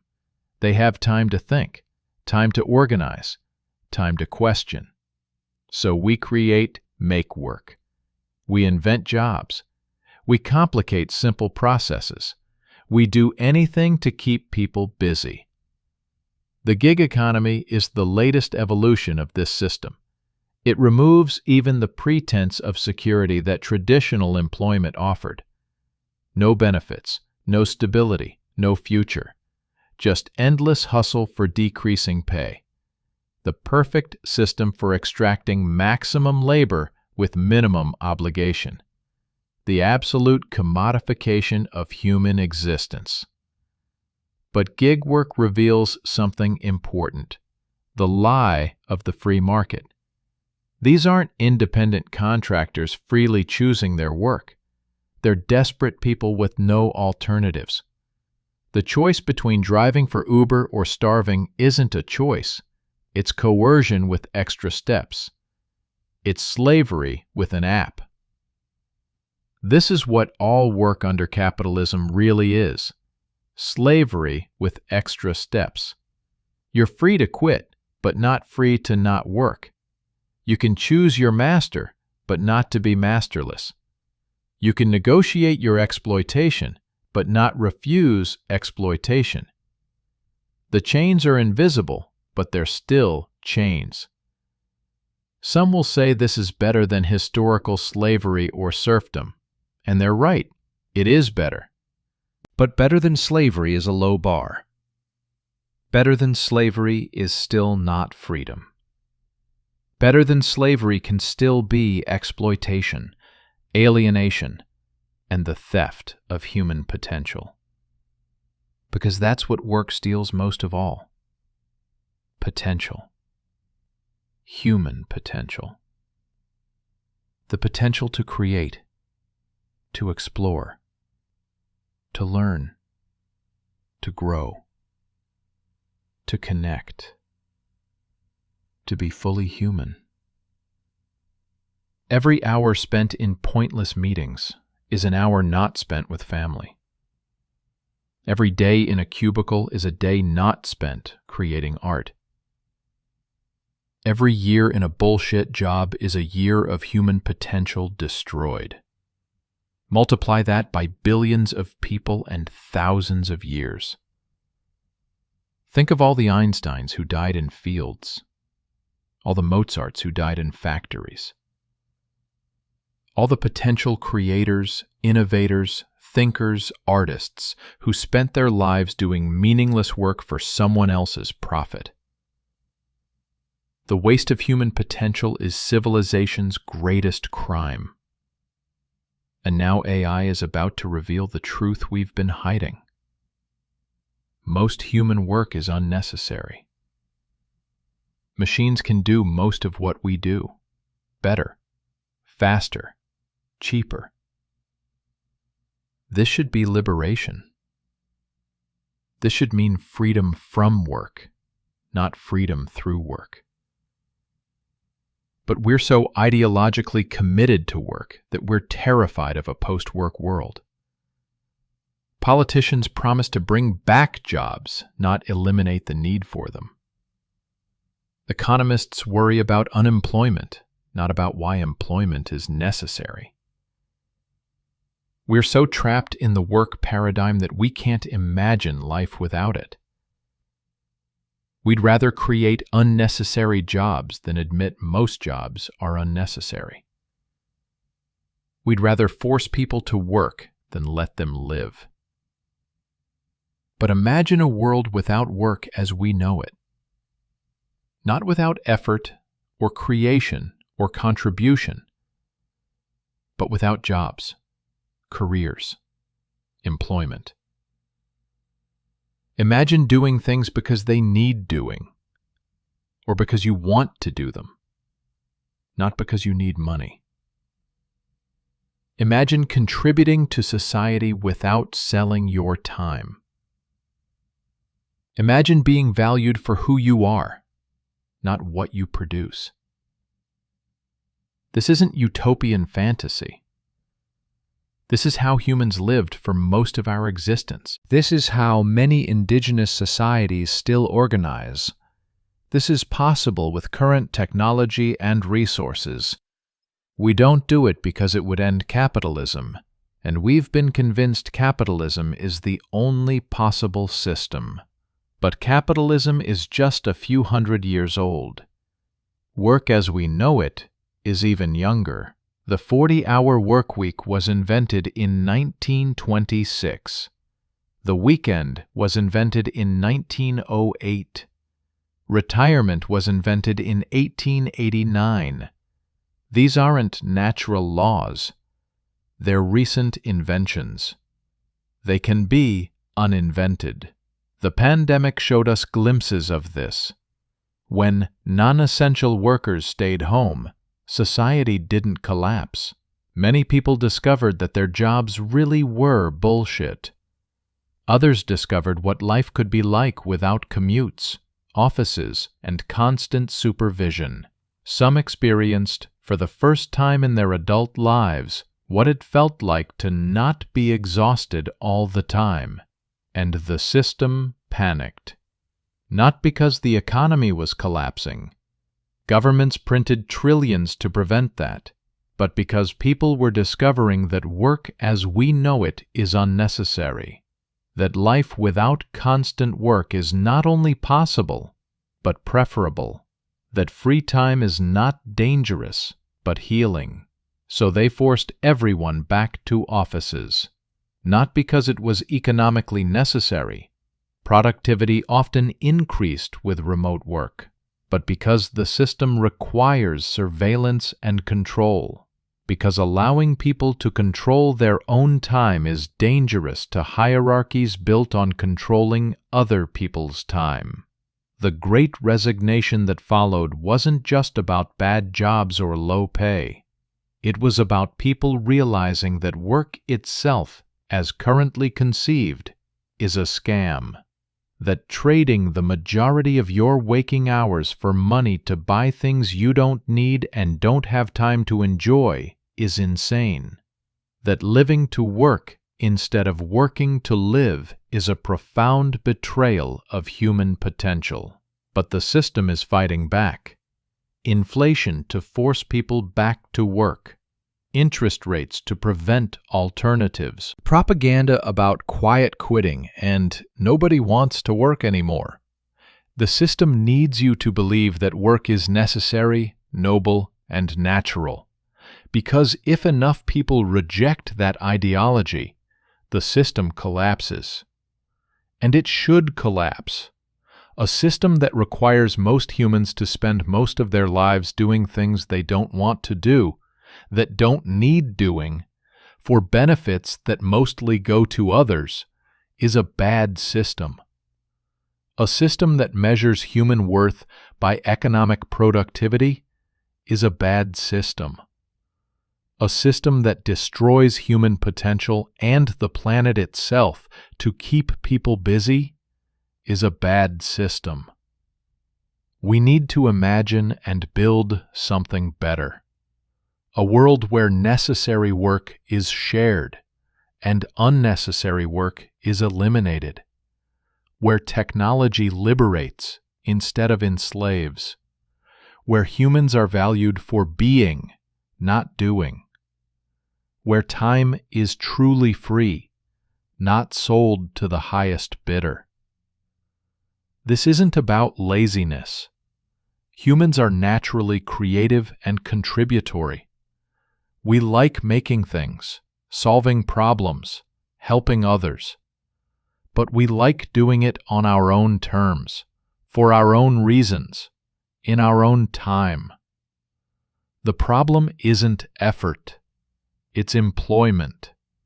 It's the systematic theft of human autonomy disguised as opportunity. The abolition of work as we know it is possible. Not the abolition of effort or contribution, but the abolition of jobs, careers, employment as the organizing principle of human existence. We have the technology. We have the resources.